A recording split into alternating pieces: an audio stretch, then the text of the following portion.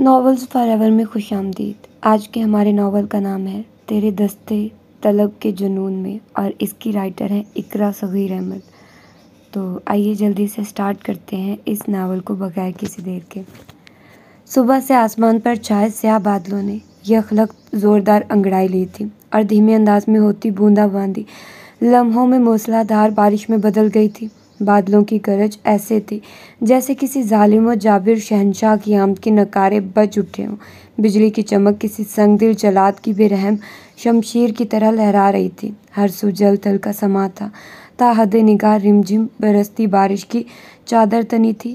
مہک، مہکار، مہک، آنٹی اسے پکارتی ہوئی کمرے میں چلی آئی، اور اس پر نظر پڑتے ہی ان کے لبوں پر مسکراہٹ در آئی تھی۔ یہ کیا، باہر اتنا خوشگوار موسم ہو رہا ہے اور آپ اس طرح بیٹھی ہیں؟ چہرہ گھٹنوں میں چھپائے، ہاتھوں کو ارد گرد لپیٹے وہ بہت خوفزدہ نظر آ رہی تھی۔ آنٹی نے اس کا چہرہ اپنے ہاتھوں سے اوپر کیا تو وہ ان سے لپٹ گئی، جسم سرد اور آنکھیں بھیگی ہوئی۔ اوہ کم آن ڈارلنگ، ذرا گزرا وقت لوٹ کر نہیں آتا، جو گزر گیا اسے بھول جانا ہی بہتر ہے۔ کاش بھول جانا اتنا ہی سہل ہوتا کہ تاب حیات سے وہ برگ نکال کر کب کی جلا چکی ہوتی۔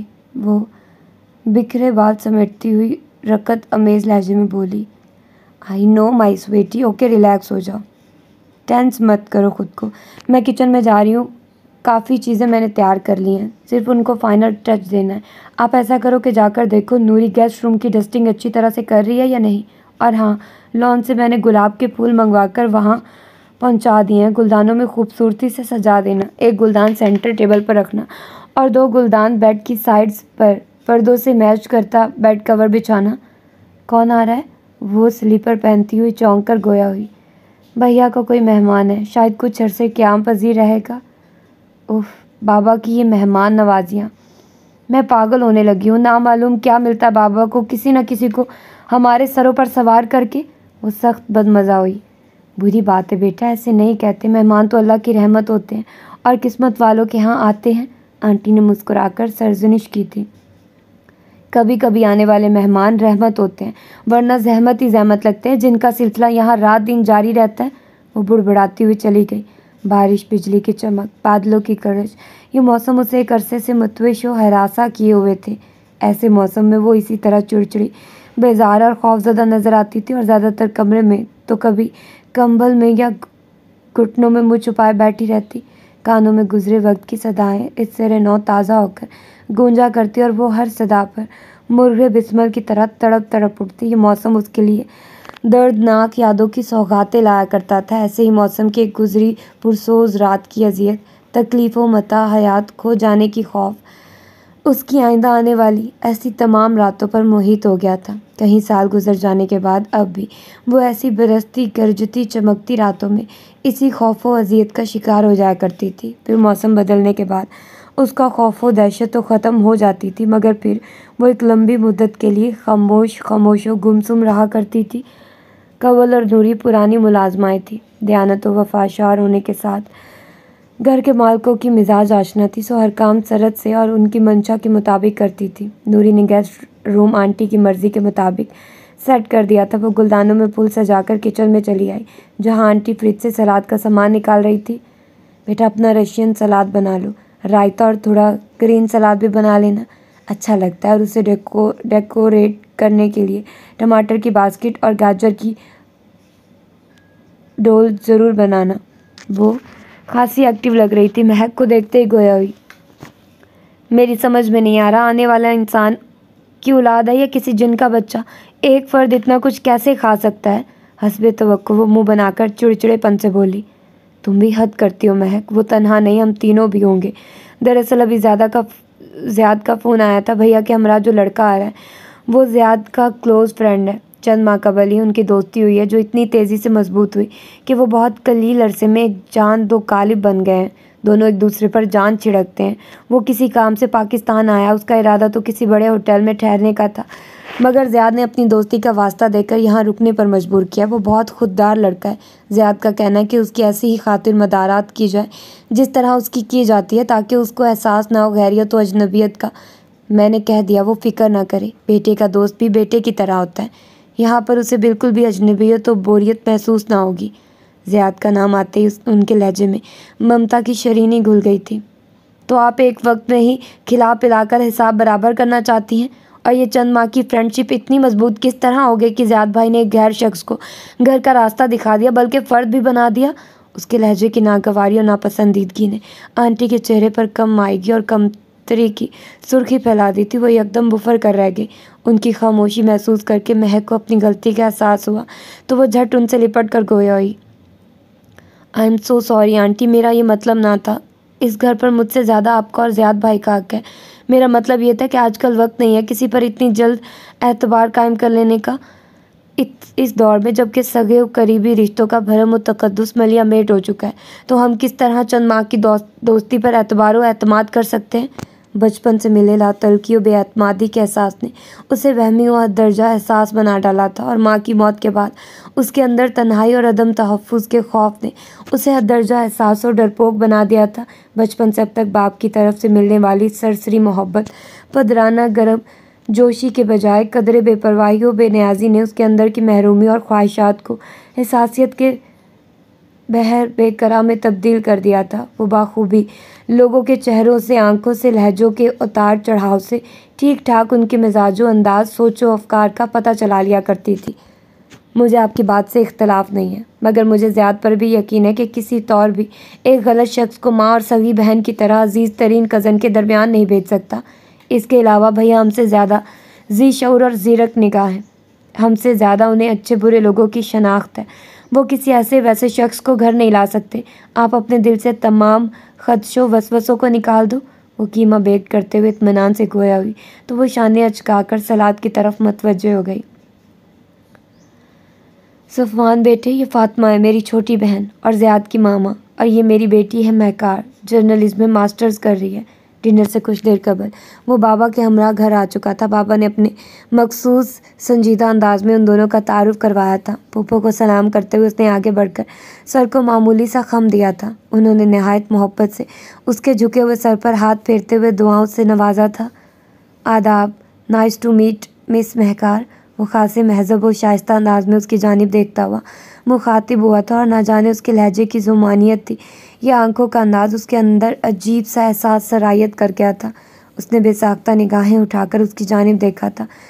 سرخ و سفید رنگت والے وجہ چہرے پر جگہ جگہ کرنیں، گہری نیلگو آنکھوں کی سطح پر نمایاں سرخیاں کسی نیلی جھیل کے اطراف میں لگی آگ کا دلکش منظر پیش کر رہی تھی، اور ان سرخیوں سے نکلتا وہ تن من کو جھلساتا ہوا تاثر اسے اندر تک دہلا گیا تھا۔ اس نے اس پر ایک گہری نگاہ ڈالی تھی، فقط ایک نگاہ، گہری ازحد گہری، جس میں بھیانک آسودگی و پراسرار طمانینت پنہاں تھی۔ اس کی دھیمی مسکراہٹ میں کچھ ایسی پراسراریت تھی کہ اس کے اندر اضطراب پھیل گیا۔ چھٹی حس پکار پکار کر کہنے لگی، خطرہ خطرہ۔ یک لگتی اس کا جسم شل ہو گیا۔ جواباً کچھ کہا بھی نہیں گیا۔ ہاتھ میں پکڑی کانچ کی پلیٹیں ادھر ادھر چھوٹ کر ماربل کے فرش پر گرتی چلی گئی۔ اوہ سوری، اس نے بوکھلا کر پیچھے ہٹتے ہوئے کہا۔ کیا ہوا جانو، طبیعت تو ٹھیک ہے نا؟ یہ چہرے پر ہوائیاں کیوں اڑ رہی ہیں؟ ان پلیٹوں کو ٹوٹنا تھا تو ٹوٹ گئی، کنول دوسری نکال کر ڈائننگ ٹیبل پر لگا رہی ہے۔ کراکری کی ہمارے پاس کوئی کمی تو نہیں ہے نا؟ مہک کو سرازمہ دیکھ کر وہ پیار سے بولی۔ اٹس اوکے، ایسا کبھی کبھی ہو جاتا ہے، بابا کہتے ہوئے صفوان کو اپنے ہمراہ ڈائننگ روم کی طرف لے گیا۔ آنٹی، میرا کھانا کھانے کو دل نہیں چاہ رہا، میں اپنے کمرے میں جا رہی ہوں۔ بری بات، تھوڑا کھانا کھا لینا، بھیا ناراض ہوں گے، پھر صفوان بھی کیا سوچیں گے؟ ان کے خیال سے وہ ٹیبل پر چلی آئی تھی۔ خلاف توقع آج پاپا کا موڈ بھی اچھا تھا، اور آنٹی تو تھی ہی خوش اخلاق، مروت، محبت و خلوص کا پیکر۔ دونوں اصرار سے اسے ڈشز پیش کر رہے تھے جو تھینکس کہہ کہہ کر پلیٹ میں ڈال رہا تھا۔ اس کی باتوں کا انداز باوقار ہونے کے ساتھ پراثر اور کچھ مغرورانہ بھی تھا۔ بابا اور آنٹی اس سے خاصے متاثر دکھائی دے رہے تھے۔ وہ سر جھکائے پلیٹ میں رکھی چکن لیگ پیس کو کانٹے سے گوندتی رہی تھی۔ کھانے کو بالکل دل نہ چاہ رہا تھا۔ بابا اور آنٹی پوری طرح ان کی طرف متوجہ تھے۔ بابا اور آنٹی اپنی جانب کئی بار ان کی اچٹتی مگر گہری نگاہ وہ بخوبی محسوس کر رہی تھی، اور اپنے سینے میں ہوتی دھک دھک کا بڑھتا شور بخوبی سن رہی تھی۔ وہ کھانے سے فارغ ہو کر اٹھے تو وہ مینرز کو نظر انداز کرتی اپنے بیڈ روم میں چلی آئی تھی۔ دروازہ لاکڈ کر کے بیڈ پر گرتے ہوئے اتنے لمبے لمبے سانس لینے لگی جیسے نام معلوم کتنی لمبی مسافت طے کر کے آئی ہو۔ کون ہے یہ شخص؟ مجھے اتنے پراسرار طریقے سے کیوں دیکھ رہا تھا؟ اس کی آنکھیں، اس کا انداز، اس کے الفاظ۔ اسے مجھ سے مل کر مسرت ہوئی۔ تعارف کا انداز عام مگر لہجہ خاص تھا، ایسے جیسے کوئی اپنے دشمن کی تلاش میں برسوں بھٹکنے کے بعد کامیاب ہوا ہو۔ اس کے اندر اضطراب و بے چینی اس حد تک بڑھی کہ اٹھ کر چکر لگانے لگی۔ میری حساسیت، میری چھٹی حس، میرے محسوسات اتنے مضبوط ہے کہ مجھے مقابل کے احساسات جاننے کے لیے محض ایک نگاہ چاہیے، اور میرا وجدان کہتا ہے کہ خطرہ ہے۔ میری سمجھ نہیں آ رہی کیوں، کس طرح اور کس سے۔ بھلا اس شخص کو مجھ سے کس طرح دشمنی ہو سکتی ہے؟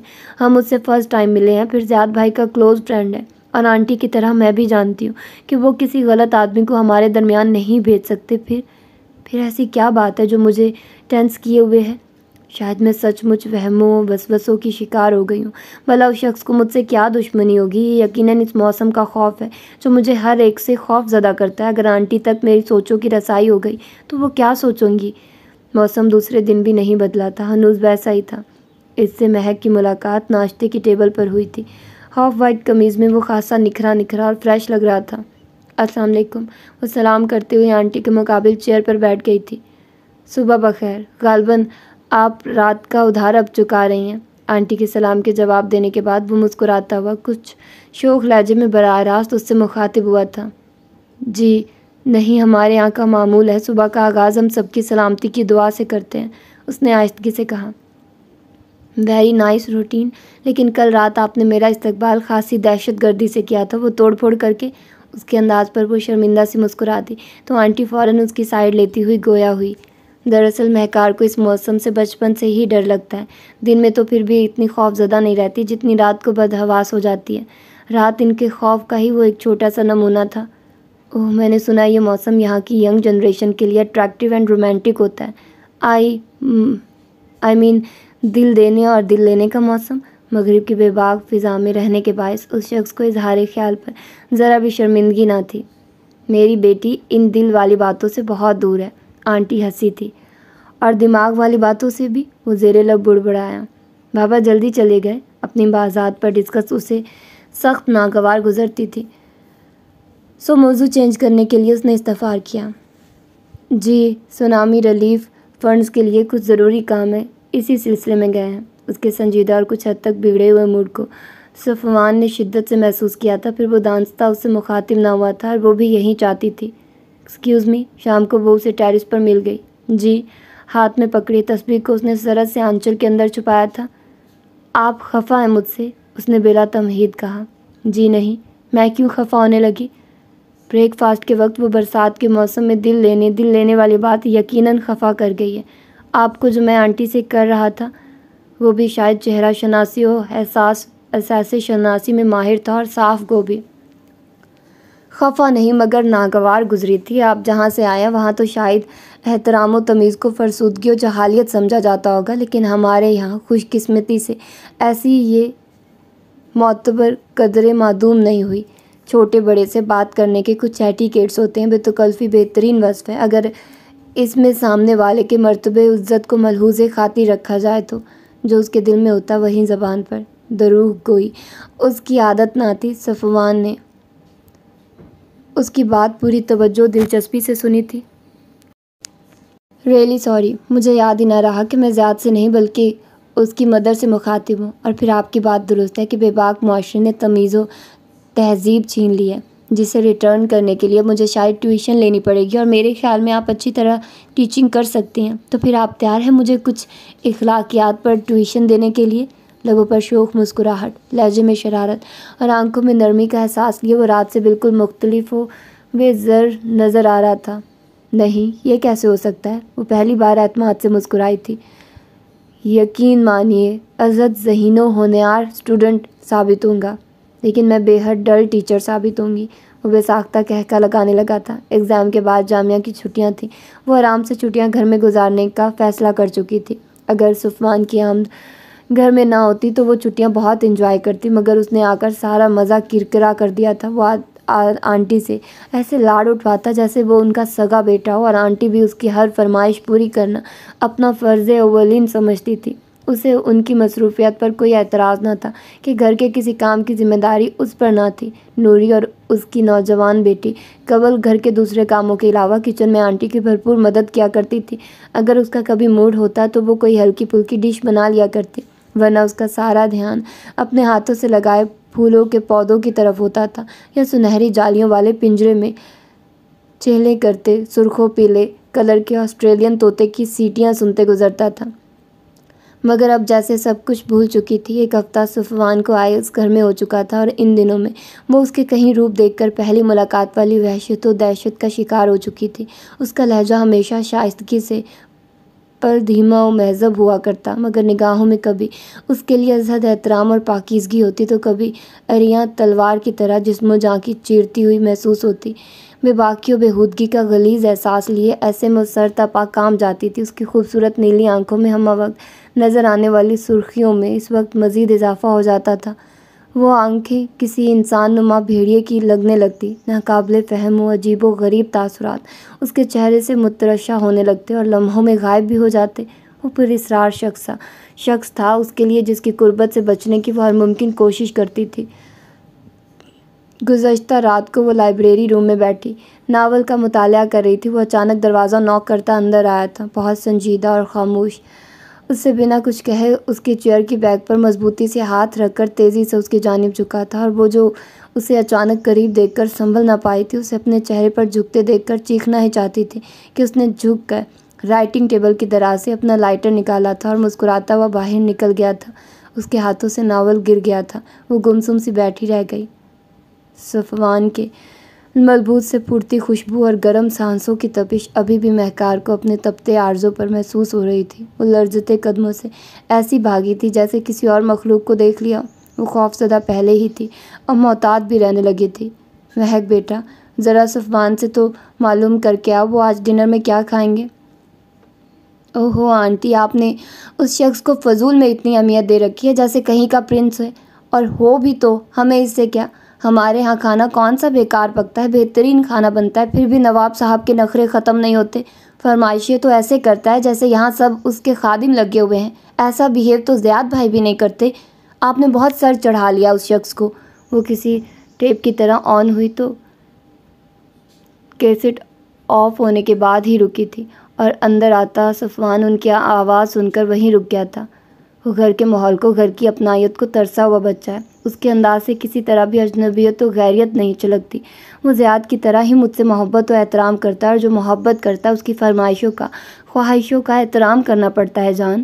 انہوں نے اس کے شانے پر ہاتھ پھیلاتے ہوئے شفقت سے کہا، اللہ کا دیا ہمارے پاس سب کچھ ہے، ہم مہمان نوازی، مہمانوں کو شایان شان کر سکتے ہیں، شکر ہے اس مالک کا۔ پھر ہماری مہمان نوازی و فیاضی کے چرچے تو آپ کے دادا جان کے وقتوں سے مشہور ہیں۔ اللہ بخشے ابا حضور بھی بھیا کی طرح سخی و فیاضی تھے۔ میرا یہ مطلب نہیں آنٹی، بس مجھے وہ یہ پسند نہیں کہ ہمارے درمیان جبکہ نہ بابا جان ہے اور نہ زیاد بھائی، ایسے میں کسی غیر مرد کی اس گھر میں موجودگی مجھے خوف زدہ کیے ہوئے ہے۔ آپ اس کی موجودگی کو محسوس نہیں کرتی، مگر میرا دل کہتا ہے اس طرح کسی پر اعتماد کرنا خود کو قتل کرنے کے مترادف ہے۔ آنٹی سے ازحد بے تکلف ہونے کے باوجود اس کا حوصلہ نہ ہوا کہ یہ کہنے کا کہ وہ شخص ایک چہرہ کہیں روپ رکھتا ہے، بظاہر بہت خوش اخلاق، خوش مزاج، شریف و سعادت مند نظر آنے والا شخص وہ نہیں ہے جو نظر آتا ہے۔ میری جان، تمہارے انکل کے گزرنے جانے کے بعد میں نے لوگوں کو ہی تو پرکھا ہے۔ اس دنیا کے کتنے روپ ہیں، وقت کے کتنے چہرے ہیں، ان سب سے واقف ہوں میں۔ جس طرح یہ یقین ہے کہ دن کے بعد رات آنی ہے، اسی طرح مجھے یقین ہے ہمارے اعتماد کا خون کبھی نہیں ہوگا۔ ان کے لہجے میں یقین کی پختگی تھی۔ صفوان خاموشی سے دبے پاؤں واپس پڑ گیا تھا۔ دوسرے دن کھانے کی ٹیبل پر آنٹی کو تنہا اور افسردہ بیٹھا دیکھ کر وہ حیران ہوئی تھی۔ کیا بات ہے، آپ کے چہیتے گیسٹ صبح بھی ٹیبل پر نہیں تھے، اب لنچ پر بھی غائب ہے، خیریت تو ہے نا؟ دشمنوں کی طبیعت تو ناساز نہیں؟ وہ رات کو ہوٹل شفٹ ہو گیا ہے، انہوں نے آملیٹ کی پلیٹ اس کی طرف سرکاتے ہوئے افسردگی سے جواب دیا۔ کیوں؟ کیا اس نے رات ہماری گفتگو سن لی تھی؟ لمحے بھر کو تو وہ بھی شرمندگی کے احساس سے پشیمان ہوئی تھی۔ نہیں، پہلے تو میں بھی یہی سمجھی تھی، لیکن میری ہزار ہاں کوشش کے باوجود یہ معلوم نہ ہو سکا کہ اس نے سب سن لیا ہے۔ اس کا لہجہ وہیں اپنایا تو محبت سے لبریز تھا۔ اگر اس نے گفتگو سن لی ہوتی تو کچھ نہ کچھ اس کے لہجے میں خفگی اور ناراضگی کا تاثر ہوتا۔ میں نے یہی اندازہ لگایا کہ اس نے کچھ سنا نہیں ہے۔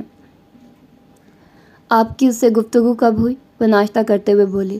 رات کو اس نے ہوٹل سے بھی فون کر کے کہا تھا کہ اس کے کچھ دوست اچانک ہالینڈ سے آ گئے ہیں اور وہ کچھ عرصہ اس کے ساتھ رہیں گے۔ آنٹی، آپ اس سے کہہ دیتی کہ ہمارے گھر لے آئیے انہیں بھی۔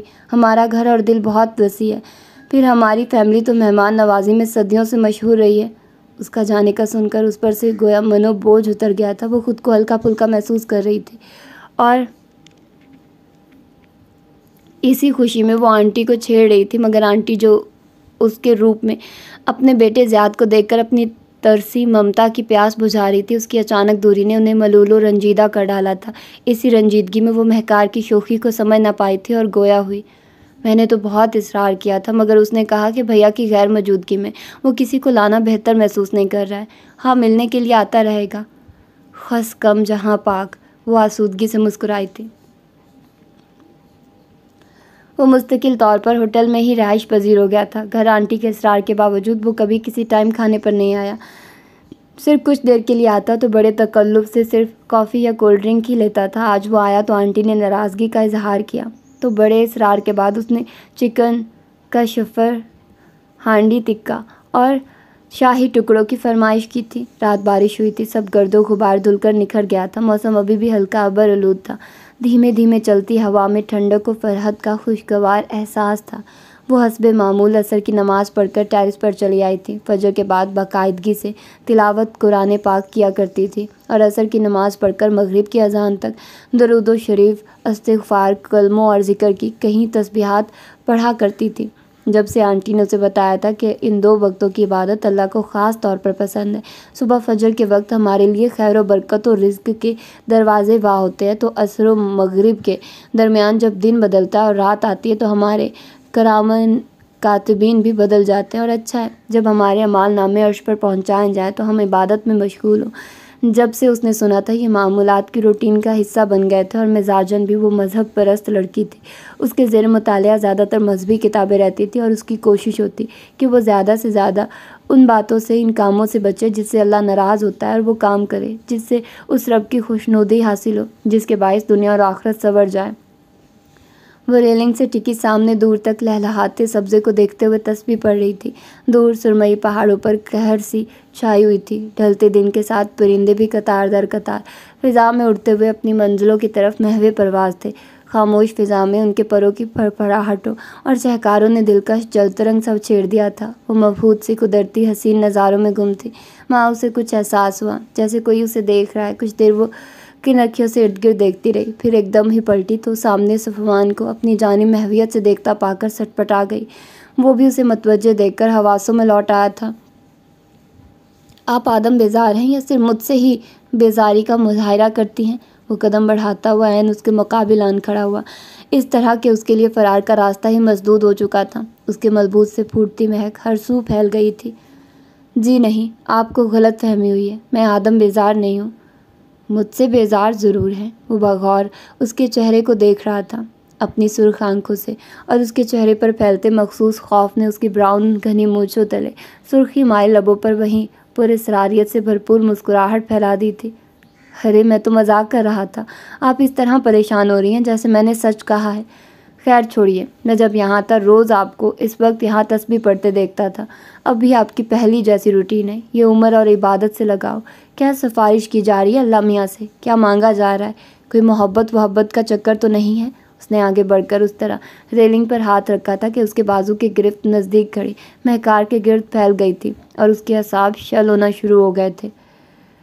ایسی کوئی بات نہیں، اور سفارش ان سے کی جاتی ہے جو بے رحم و بے خبر ہوتے ہیں۔ اللہ تعالیٰ تو بڑے رحم کرنے والے اور باخبر ہیں، ان سے مانگا جا سکتا ہے، وہاں اعمال سبب بنتے ہیں، سفارش نہیں۔ عبادت تو ہر عمر میں کرنی چاہیے، لیکن اس عمر کی عبادت بڑھاپے کی عبادت سے بدرجہ بہتر اور قیمتی ہے۔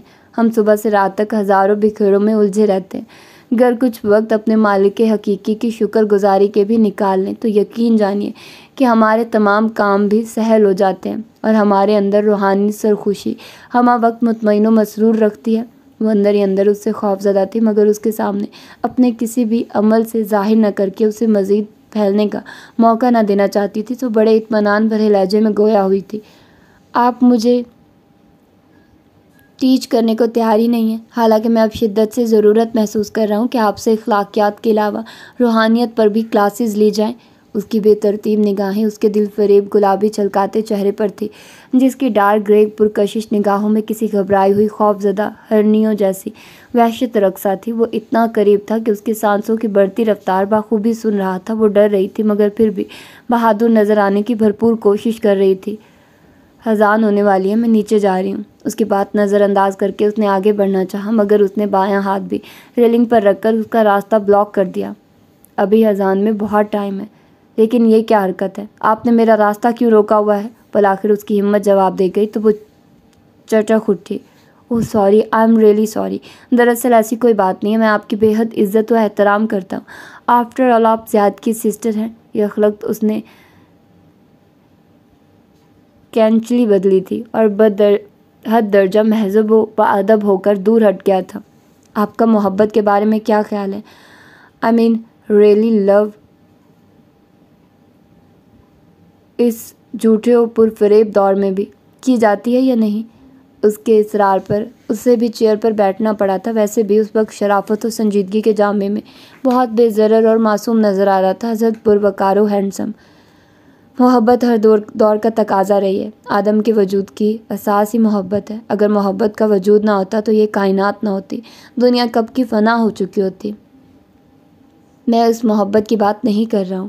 وہ اس کے بعد قطع کر کے بولا۔ پھر وہ اس کی طرف دیکھ کر بولی تو اسے دور خلاؤں میں گھرتے پایا۔ اس لمحے اس کے چہرے پر تکلیف کے تاثرات تھے اور آنکھیں لہو رنگ ہو رہی تھی۔ وہ اندر ہی اندر کام گئی اور فرار کا سوچنے لگی۔ وہ محبت جو ایک نوجوان کو کسی حسینہ سے ہو جاتی ہے، جو ذات برادری کے فرق کو فراموش کر کے چاہتوں کے صحراؤں میں گم ہوتے چلے جاتے ہیں۔ جب منزل نہیں ملتی تو محبت ہوس اور چاہت پامالی میں بدل جاتی ہے، اور آپ کہہ رہی ہیں محبت روحوں کا رشتہ ہوتا ہے،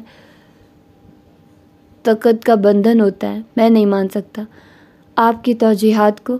اس کے لہجے میں اسدو کی سی پنکار تھی۔ اب محبت ہوس ہے، صرف ہوس۔ جو شے مانگتے نہ ملے اسے چھین لینا محبت کا کون سا اصول اور چاہت کا کون سا طریقہ ہے؟ وہ جیسے خود سے مخاطب تھا۔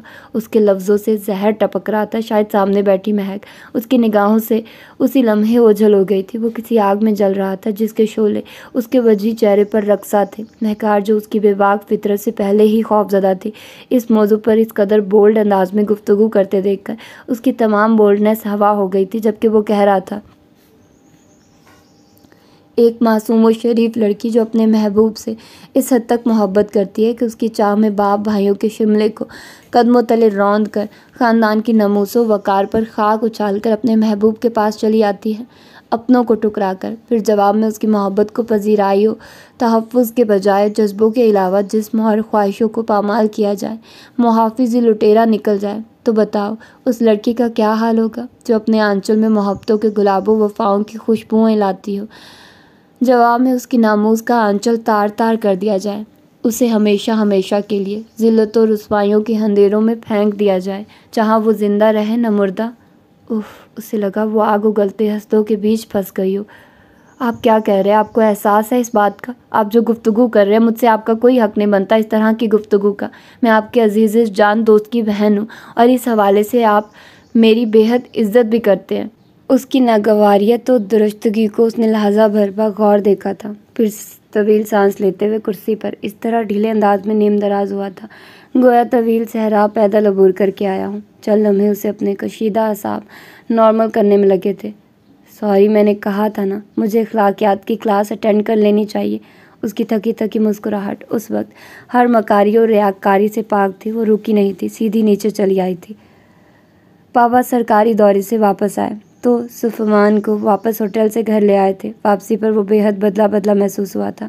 آنٹی سے فرمائشوں میں خاصی کمی آ گئی تھی، مگر ان کا احترام پہلے سے زیادہ کرتا تھا۔ مہک سے بھی ہیلو ہائی کبھی کھانے کے دوران تو کبھی آتے جاتے ہو جاتی تھی۔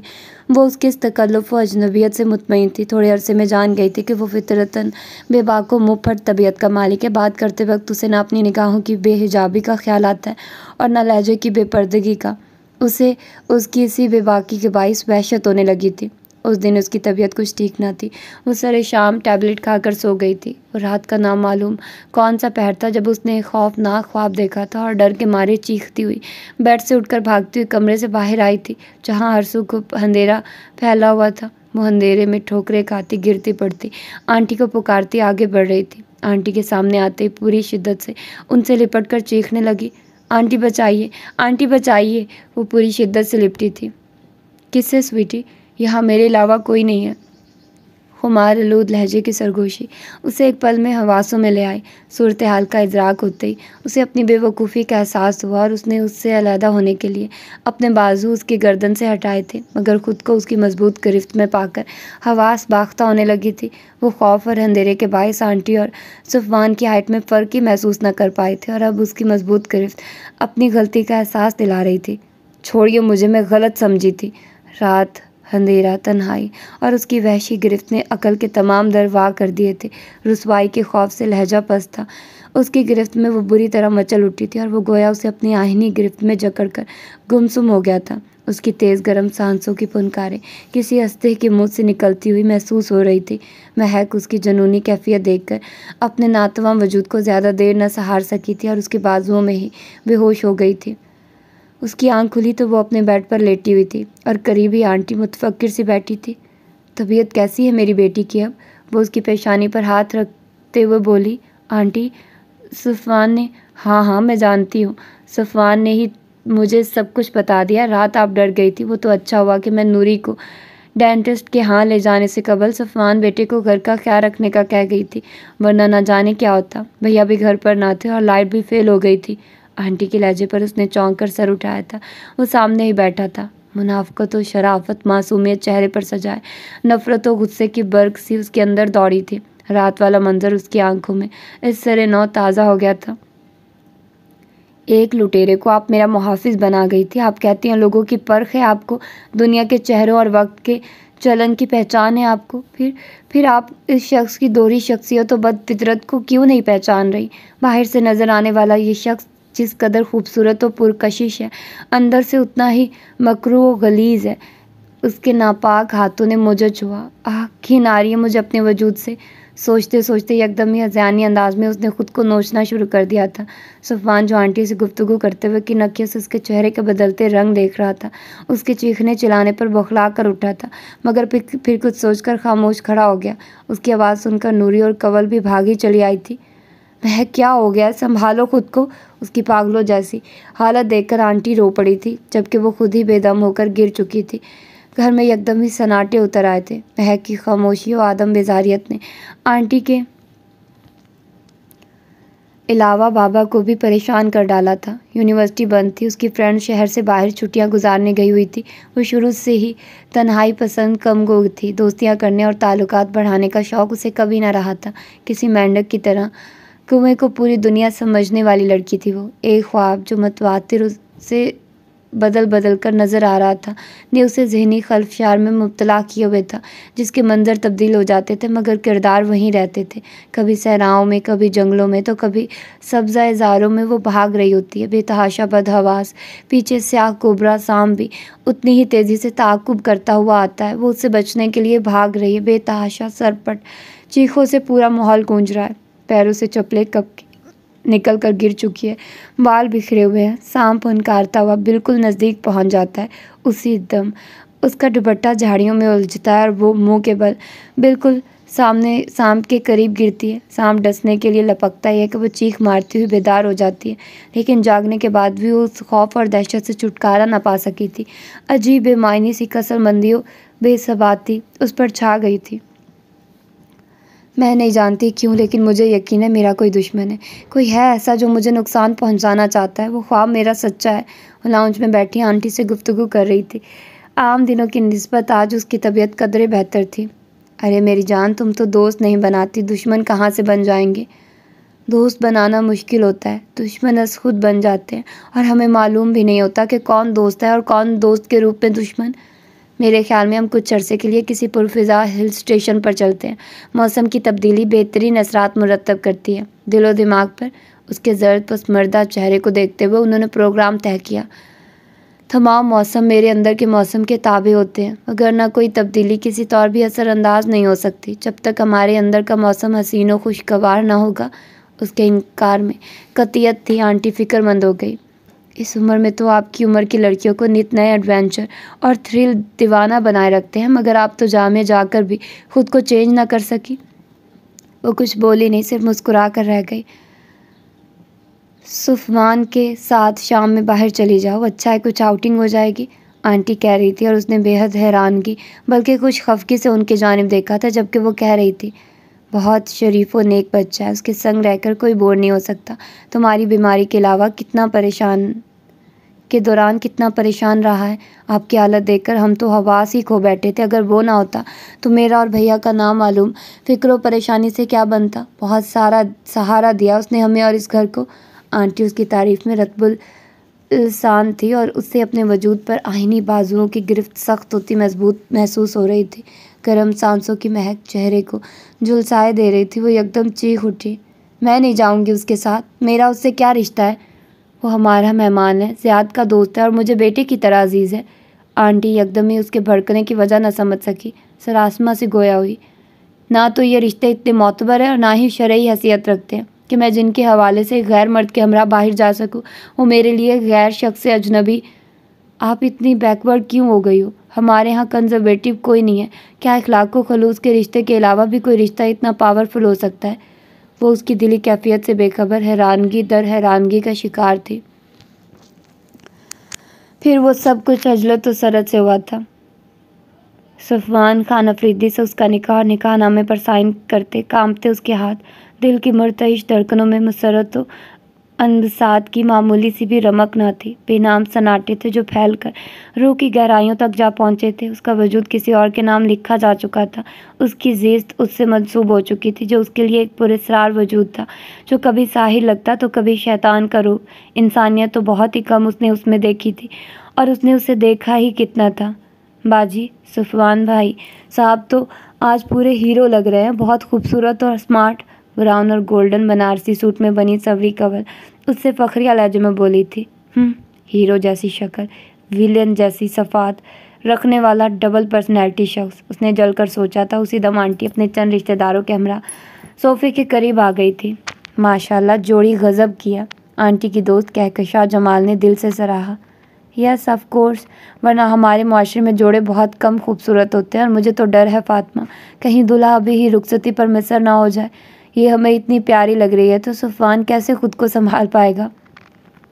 बाबा के कज़न की वाइफ शगुफ्ता वासिफ उसकी बलाएं लेती हुई शोखी से बोली, तो वो सभी हंस पड़ी थी। उसने गर्दन झुका ली थी। लाउंज में ये तकरीब मुनक्किद की गई थी। बेहद मुख्तसर लोगों को मदऊ किया गया था। बाबा की कुछ करीबी अजीज़, आंटी की चंद दोस्त, घर के मुलाजिमीन के अलावा और कोई ना था। सफवान की तरफ से कोई भी ना था। आंटी उसकी जानिब से भी रिश्ता निभा रही थी। ज़िया ने बहुत कोशिश की थी इस तकरीब को अटेंड करने की, मगर उसे शोमई किस्मत कंपनी से छुट्टी न मिल सकी थी। वो कॉल्स के ज़रिए मौजूद था। डीप पर्पल शरारे सूट में मैचिंग भारी ज्वेलरी और बेहतरीन मेकअप ने उसके हुस्न को दो आतिशा कर डाला था। हर निगाह में उसके लिए तारीफ़ व तौसीफ थी। वो सबसे बेनियाज सोच रही थी। बाबा ने कभी उसे अपनायत का एहसास नहीं दिया। हर कदम पर उसे खुद ही संभलना पड़ता था। वो सिर्फ उस पर हुक्म चलाना और हक जताना जानते। उसे डॉक्टर बनने का शौक़ था। बाबा ने सहाफ़त का शोबा पसंद किया और नतीजतन वो बेदिली से पढ़ रही थी। बाबा को लोगों से मिलना जुलना, ताल्लुकात इस्तवार करना बिल्कुल पसंद नहीं था। सो वो तन्हाई की आदी हो गई थी। बचपन से उसने वही किया था जो बाबा ने चाहा था, मगर अब पहली बार उसे बाबा के इस अहम फैसले से इख्तलाफ था। वो फैसला जो उसकी ज़िंदगी का अहम तरीन फैसला था, जिसमें लड़की की राय, पसंद व मर्जी मालूम करने की इजाज़त शरीयत भी देती है, और वो माशरे के उस ऊंचे तबके से ताल्लुक़ रखते थे जहाँ ऐसे अफेयर्स लड़का लड़की की मर्ज़ी और पसंद के तहत ही इस्तबार किए जाते हैं। और हमेशा की तरह इस बार भी अपने साथ नाइंसाफ़ी पर वो पहली बार आंटी के सामने बोली थी। भैया ने यह फ़ैसला बहुत सोच समझ कर किया है। वो तुम्हारे बाप हैं, तुम्हारे खैर ख्वाह हैं। भला किस तरह तुम्हें बिला सोचे समझे सफवान के निकाह में दे सकते हैं? अज़द गौर व फिक्र के बाद उन्होंने सफवान का प्रपोज़ल मंजूर किया। मेरी जान, इसमें बुराई क्या है? सफवान अच्छी फैमिली से ताल्लुक़ रखता है, करोड़ों का बिजनेस है, बहुत पढ़ा लिखा, वेल मैनर्ड और आइडियल पर्सनैलिटी का मालिक है। लड़कियां तो ख्वाब देखा करती है ऐसे शरीके सफ़र के लिए, اور دوسری خوش نصیبی یہ ہے کہ اس کے آگے پیچھے کوئی نہیں ہے، تنہا ہے وہ، نہ ساس سسر کی چک چک، نہ نندوں دیوروں کا جنجال، آرام سے رہنا، صرف تمہاری ہی حکومت چلے گی، صفوان پر بھی اور اس کے گھر پر بھی، اس سے اچھا کیا ہوگا؟ آنٹی نے اس کے اعتراض کے جواب میں لمبی چوڑی عام سی دلیل دی تھی۔ وہ ہماری برادری سے تعلق نہیں رکھتا، نامعلوم اس کا ماضی کیسا ہے، کون ہے وہ؟ اتنی ہائی ایجوکیٹڈ ہونے کے باوجود ایسی ذات برادری کی دقیانوسی باتیں آپ پر سوٹ نہیں کر رہی۔ غیر برادری سے کیا ہوتا ہے؟ مذہب کی رو سے تو ہم ایک ہیں۔ اسے پریشان و متفکر دیکھ کر وہ نرمی سے مخاطب ہوئی تھی۔ کیا آپ کسی میں انٹرسٹڈ ہو؟ نہیں آنٹی، بابا کے ایٹیٹیوڈ نے مجھے مردوں سے متنفر رکھا ہے۔ میرے انکار کی وجہ یہ نہیں ہے، وہ منہ بنا کر گویا ہوئی۔ بھیا نے مزاج بھی ویسا پایا ہے، لیکن اس کا یہ مقصد نہیں کہ وہ آپ سے محبت نہیں کرتے، آپ کی پرواہ نہیں کرتے۔ نہیں، ایسا نہیں ہے، وہ آپ سے ازحد محبت کرتے ہیں، آپ کی فکر ہے انہیں، اور آپ کی بہتری کے لیے ہی انہوں نے صفوان سے حامی بھری ہے۔ 6 ماہ بعد فائنل سیمسٹر سے آپ فارغ ہو جائیں گے۔ اتنے عرصے میں صفوان بھی پاکستان میں اپنی کچھ برانچز اسٹیبلش کرے گا، پھر آپ کی رخصتی دھوم دھام سے کریں گے۔ ابھی تو چند لوگوں کی موجودگی میں نکاح کر دیں گے، یہ صفوان کی خواہش بھی ہے۔ آنٹی بیحد خوش تھی۔ اس کی برائڈل شاپنگ صفوان کے ہمراہ انہوں نے خوشی خوشی کی تھی۔ ڈنر سے قبل کچھ فوٹو سیشن ہو جائے تو بہتر ہے۔ سمیع انکل کی بیوی کی آواز پر چونک کر وہ سیدھی ہو بیٹھی تھی۔ ان کے کہنے پر سب بڑے جوش و خروش سے تصاویر بنوانے کے لیے ارد گرد جمع ہونے لگے تھے۔ دولہا کو تو لے آؤ، ان کے بغیر کیا تصویریں اچھی آئیں گی؟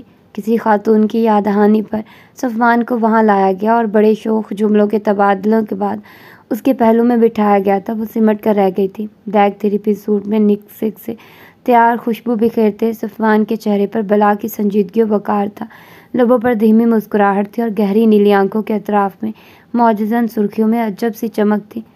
مووی بن رہی تھی، تصویریں کھینچ رہی تھی، شوق جملے تھے، کہکے تھے، مسرتیں تھیں، سب خوش تھے، مگن تھے۔ وہ جو اس کے قریب سر جھکائے بیٹھی تھی، اس کا قرب بار بار کسی نہ کسی طرح اس کے وجود سے ٹچ ہوتا، اس کا لمس مہک کے اندر کی وحشتوں کو ابھارنے لگا تھا۔ Are you all right? اس کی بے چینی کو صفوان نے ہی محسوس کیا تھا اور جھک کر پوچھا تھا۔ پھر اس کی اٹھی ہوئی نظر جھکنا بھول گئی تھی۔ حسین پیشانی پر دمکتی بندیاں، ستواں ناک میں چمکتی نتھ، گھبرائی بخلائی سی جھکی ہوئی سیاہ دراز پلکیں، پھول کی پنکھڑیوں کی طرح نرم و نازک، پرپل لپسٹک سے دلکش بنے قاتل ہونٹ، سادہ حسن شعلہ جوالا بن گیا تھا جس کی تپش سے اسے اپنے وجود میں پھیلتی ہوئی محسوس ہوئی۔ حسن مجسم ہو کر اس کے سامنے تھا اور وہ سحر زدہ سا مبہوت اس کی جانب دیکھ رہا تھا۔ کیا خیال ہے بیٹا، رخصتی ابھی یا 6 ماہ بعد؟ مسز جمشید نے اس کی وارفتگی محسوس کر کے شوخی سے کہا تو لاؤنج جاندار قہقہوں سے گونج اٹھا تھا، جبکہ وہ جواباً کسی حاضر جوابی کا مظاہرہ بھی نہ کر سکا تھا۔ اوہ خاموشی، اس کا مطلب رخصتی ابھی چاہیے؟ یہ میں نے کب کہا؟ ہاں، اگر آپ لوگوں کی یہی خواہش ہے تو مجھے کیا اعتراض ہو سکتا ہے؟ Most welcome. اندر ہوتی جنگ سے نبرد آزما ہونے کے باوجود اس نے سنجیدگی اور شوخی سے کہا تھا۔ جواب میں معنی خیز جملوں اور شوخ قہقہوں خنکدار ہنسی کے جلترنگ فضا میں بکھر گئے تھے، اور مہکار نے بوکھلا کر اپنی دوسری سائڈ پر بیٹھی آنٹی کا ہاتھ پکڑا تھا۔ دائیں طرف بیٹھے صفوان نے اس کے خوبصورت ہاتھوں کی لرزش بغور نوٹ کی تھی۔ رخصتی تو مقررہ وقت پر ہی ہوگی، یہ ہماری نہیں صفوان بیٹے کی بھی خواہش ہے۔ آپ لوگ ڈنر کے لیے ڈائننگ ہال میں تشریف لے چلیے، دولہا کو باغی کرنے کی کوشش رہنے دیجیے۔ فاطمہ کی بات پر زوردار قہقہ لگا تھا اور ساتھ ہی وہ سب اٹھ کر ہال کی طرف بڑھ گئے تھے۔ لاؤنج میں صرف وہ دونوں رہ گئے تھے۔ مہکار نے جھکی نظریں مزید جھکا لی تھی۔ آنٹی کا اس طرح چھوڑ کر جانا اسے پسند نہیں آیا تھا۔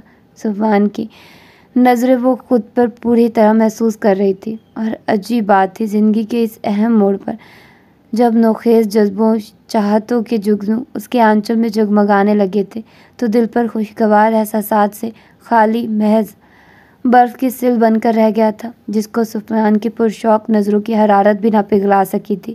صفوان کی نظریں اس پر تھی اور وہ سوچ رہا تھا کیا وہ کبھی اسے چھوڑ پائے گا؟ جو ہوا وہ صحیح ہوا، کیا ایسا ہونا چاہیے تھا؟ دل میں اٹھتے اندیشوں اور وہموں سے گھبرا کر اس نے پہلو بدلا تھا، پھر خاموش سمٹی سمٹائی بیٹھی مہکار سے جھک کر مخاطب ہوا۔ اچھی لگ رہی ہو، لفظ بہت عام تھے مگر لہجہ بے حد خاص۔ وہ کہہ کر رکا نہیں تھا، تیز تیز قدموں سے چلتا ہوا वहाँ से निकल गया था। महकार जो उसकी बेबाक फितरत और निगाहों की तपिश से सरासमा रहती थी, इतनी सादगी और शराफत से चले जाने पर सच शुक्र बजा ला रही थी। फिर खाने के प्रोग्राम से मेहमानों की वापसी तक वो उलझा दांसता उससे निगाहें चुराए फिरता रहा था। हेलो ग्रैंडपा, बहुत नाराज़ हैं आप? मामूली काम तो तुमने इतने दिन लगा दिए हैं। क्या वहाँ जाकर मिशन भूल गए हो या वो लड़की बहुत खूबसूरत है? दूसरी जानिब से बिला तमहीद बाज पुर्स की गई थी। जवाबन उसकी पेशानी पर शिकनें दर आई थी। होंठों से बेमायनी अंदाज में हूँ निकला था। ये हूँ हाँ कब से सीख ली? तुम तो डायरेक्टली बात करने के आदी हो। ना मालूम क्या हो गया है तुम्हें। वहाँ जाकर ना तुम्हें हमारी परवाह रही है, ना ग्रैंडपा का ख्याल, और ना ही बिजनेस की फ़िक्र है। उसकी हों ने दूसरी जानिब गोया आग लगा दी थी। Cool down my dear, cool down. मेरी मेमोरी वीक नहीं है, पर अब तक वो वंडरफुल न्यूज़ क्यों नहीं सुनाई जिसके लिए तुम्हें वहाँ भेजा है? तुम्हारे फेस, मैजिक, पर्सनैलिटी, ग्लैमर ने बड़ी बड़ी हसीनाओं के गरूर को पानी कर डाला है, तुम्हारे कदमों में ला फेंका है। फिर क्या बात है कि इतने अरसे में तुम एक लड़की को तस्खीर न कर पाए? अगर तुम्हारी जगह मैं होता तो अब तक। Just shut up Mehran, mind your language. वो सख्त लहजे में कराया था। वाई, ऐसा क्या कह दिया मैंने? मेहरान हज़रत हैरान था। मैंने निकाह कर लिया उससे। What not is possible.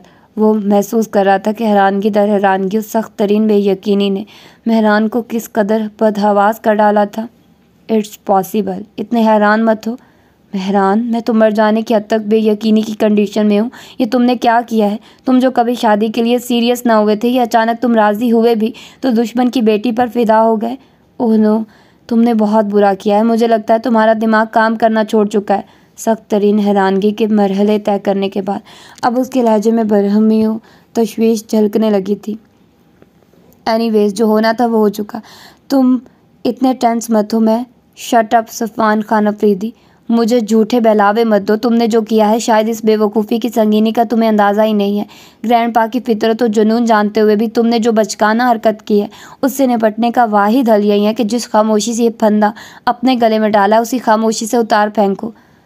तुम मुझे कोई अच्छा मशवरा नहीं दे सकते तो फजूल बकवास भी मत करो। सफ़वान के दुरुस्त लहजे पर झुंझलाहट थी। उसी ने मोबाइल ऑफ कर दिया था, लेकिन दूसरी तरफ भी उसका ही हम मिजाज था। मुसलसल होती बैल ने उसे मोबाइल ऑन करने पर मजबूर कर डाला था। मुझे मालूम है अब तुम्हें मुझसे बात करनी भी गवारा ना होगी, तो कान खोल कर सुन लो। मैं भी कोई मरा नहीं जा रहा तुमसे बात करने को, इडियट।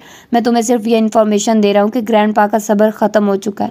अगर तुम इस हफ्ते के अंदर अंदर अपना मिशन कामयाब करके ना लौटे तो उन्होंने फ़ैसला कर लिया कुछ गलत किस्म के लोगों से मिशन मुकम्मल करवाने का। और ग्रैंडपा अपनी सोचों को किस कदर जल्दी अमली जामा पहनाते हैं ये तुमसे बेहतर कौन जान सकता है।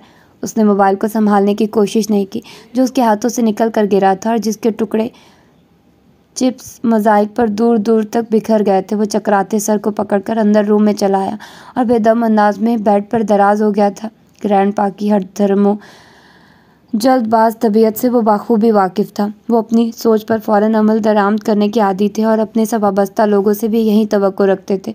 और उसे जो इतने अरसे मनमानी और मर्ज़ी पर छोड़ दिया था तो ये उनकी उससे बेहद मोहब्बत और शफ़क़त की वाज़ेह दलील थी।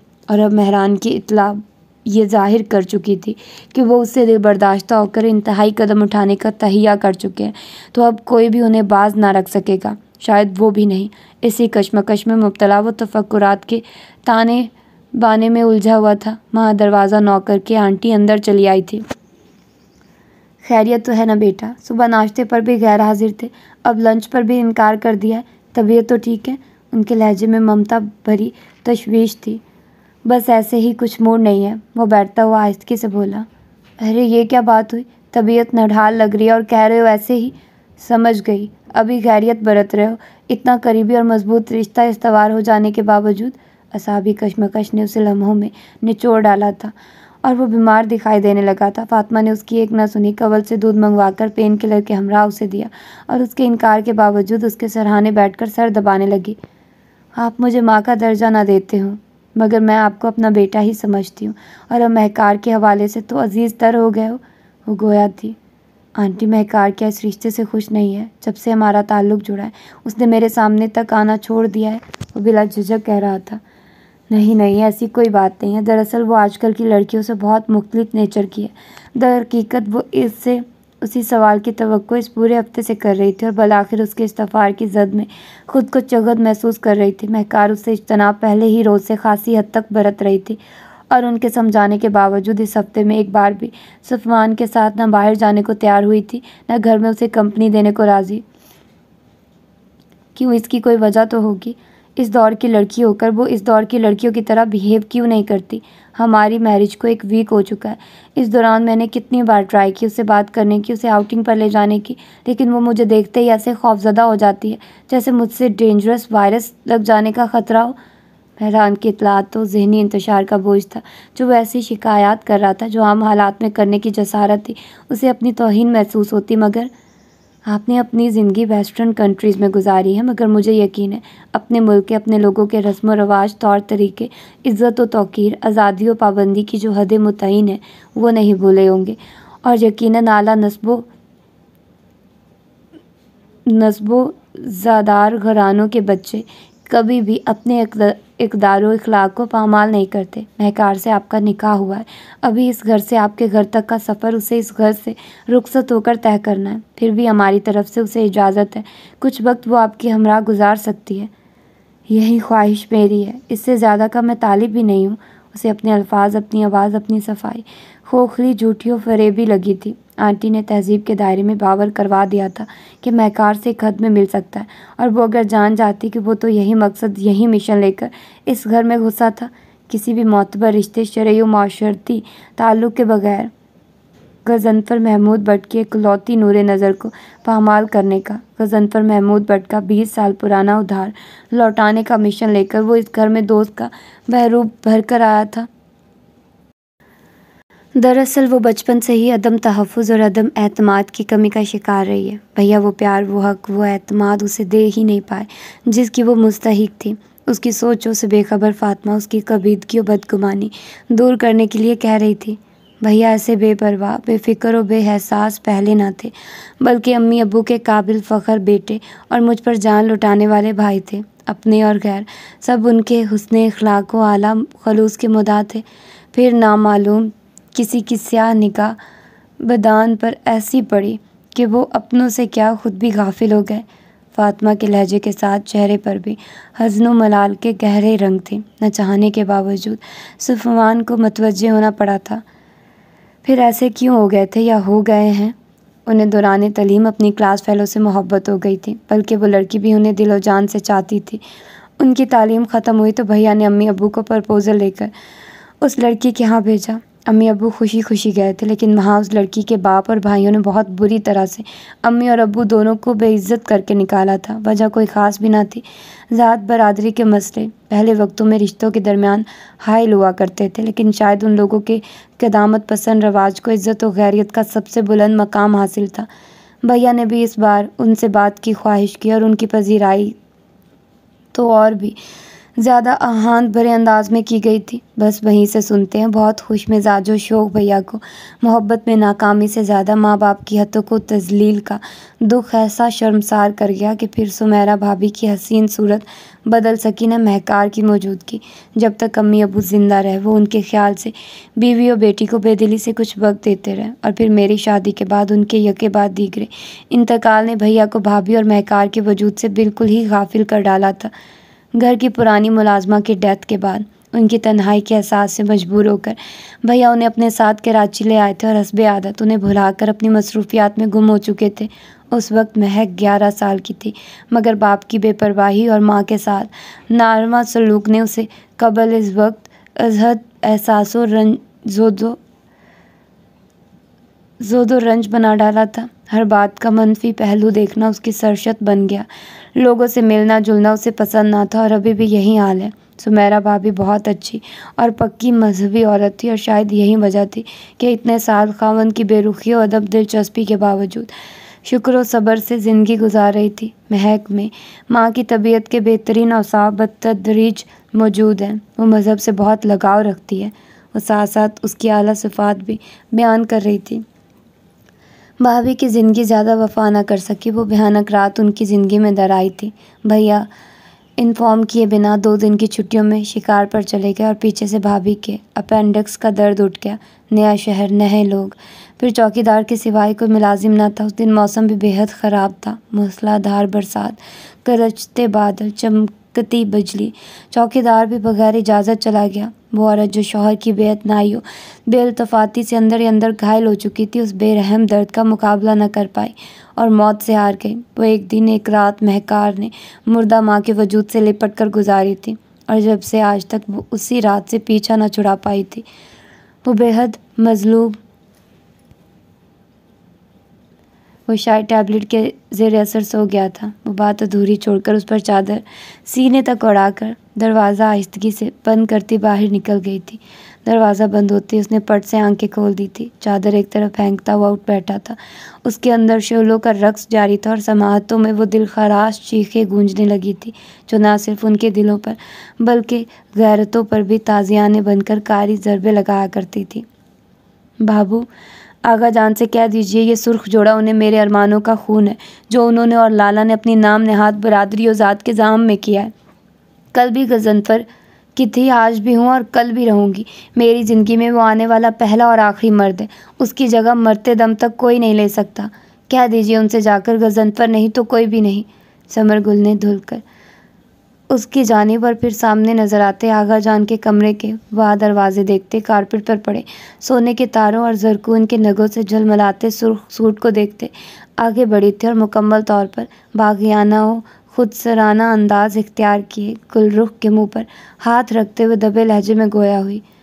ہوش میں آؤ رخ، وہاں تمہارے سسرالی بیٹھے ہیں، آغا جان اور تمہارے لالا بھی موجود ہیں۔ ہمارا نہیں تو گھر آئے مہمانوں کی عزت ہی کا خیال کر لو۔ گھر آئے مہمان اور عزت، اس نے ہذیانی کہکا لگایا تھا۔ یہ تو مجھے اب معلوم ہوا ہے کہ گھر آئے مہمانوں کی عزت بلکہ بیٹی کے لیے رشتہ لانے والوں کی عزت کس طرح کی جاتی ہے۔ گالیوں اور دھمکیوں سے ان کو تواضع کی جاتی ہے اور دھکوں سے انہیں الوداع کہا جاتا ہے۔ یہ لوگ بھی تو اسی ارادے سے آئے ہیں، پھر ان کے ساتھ یہ سلوک کیوں نہیں کیا گیا؟ وہ الگ پھاڑ کر چیخ رہی تھی۔ بابو نے بھاگ کر کمرے کا دروازہ بند کرتے ہوئے کہا، بلاول خان کے ساتھ تمہارا رشتہ بچپن میں ہی طے کر دیا گیا تھا۔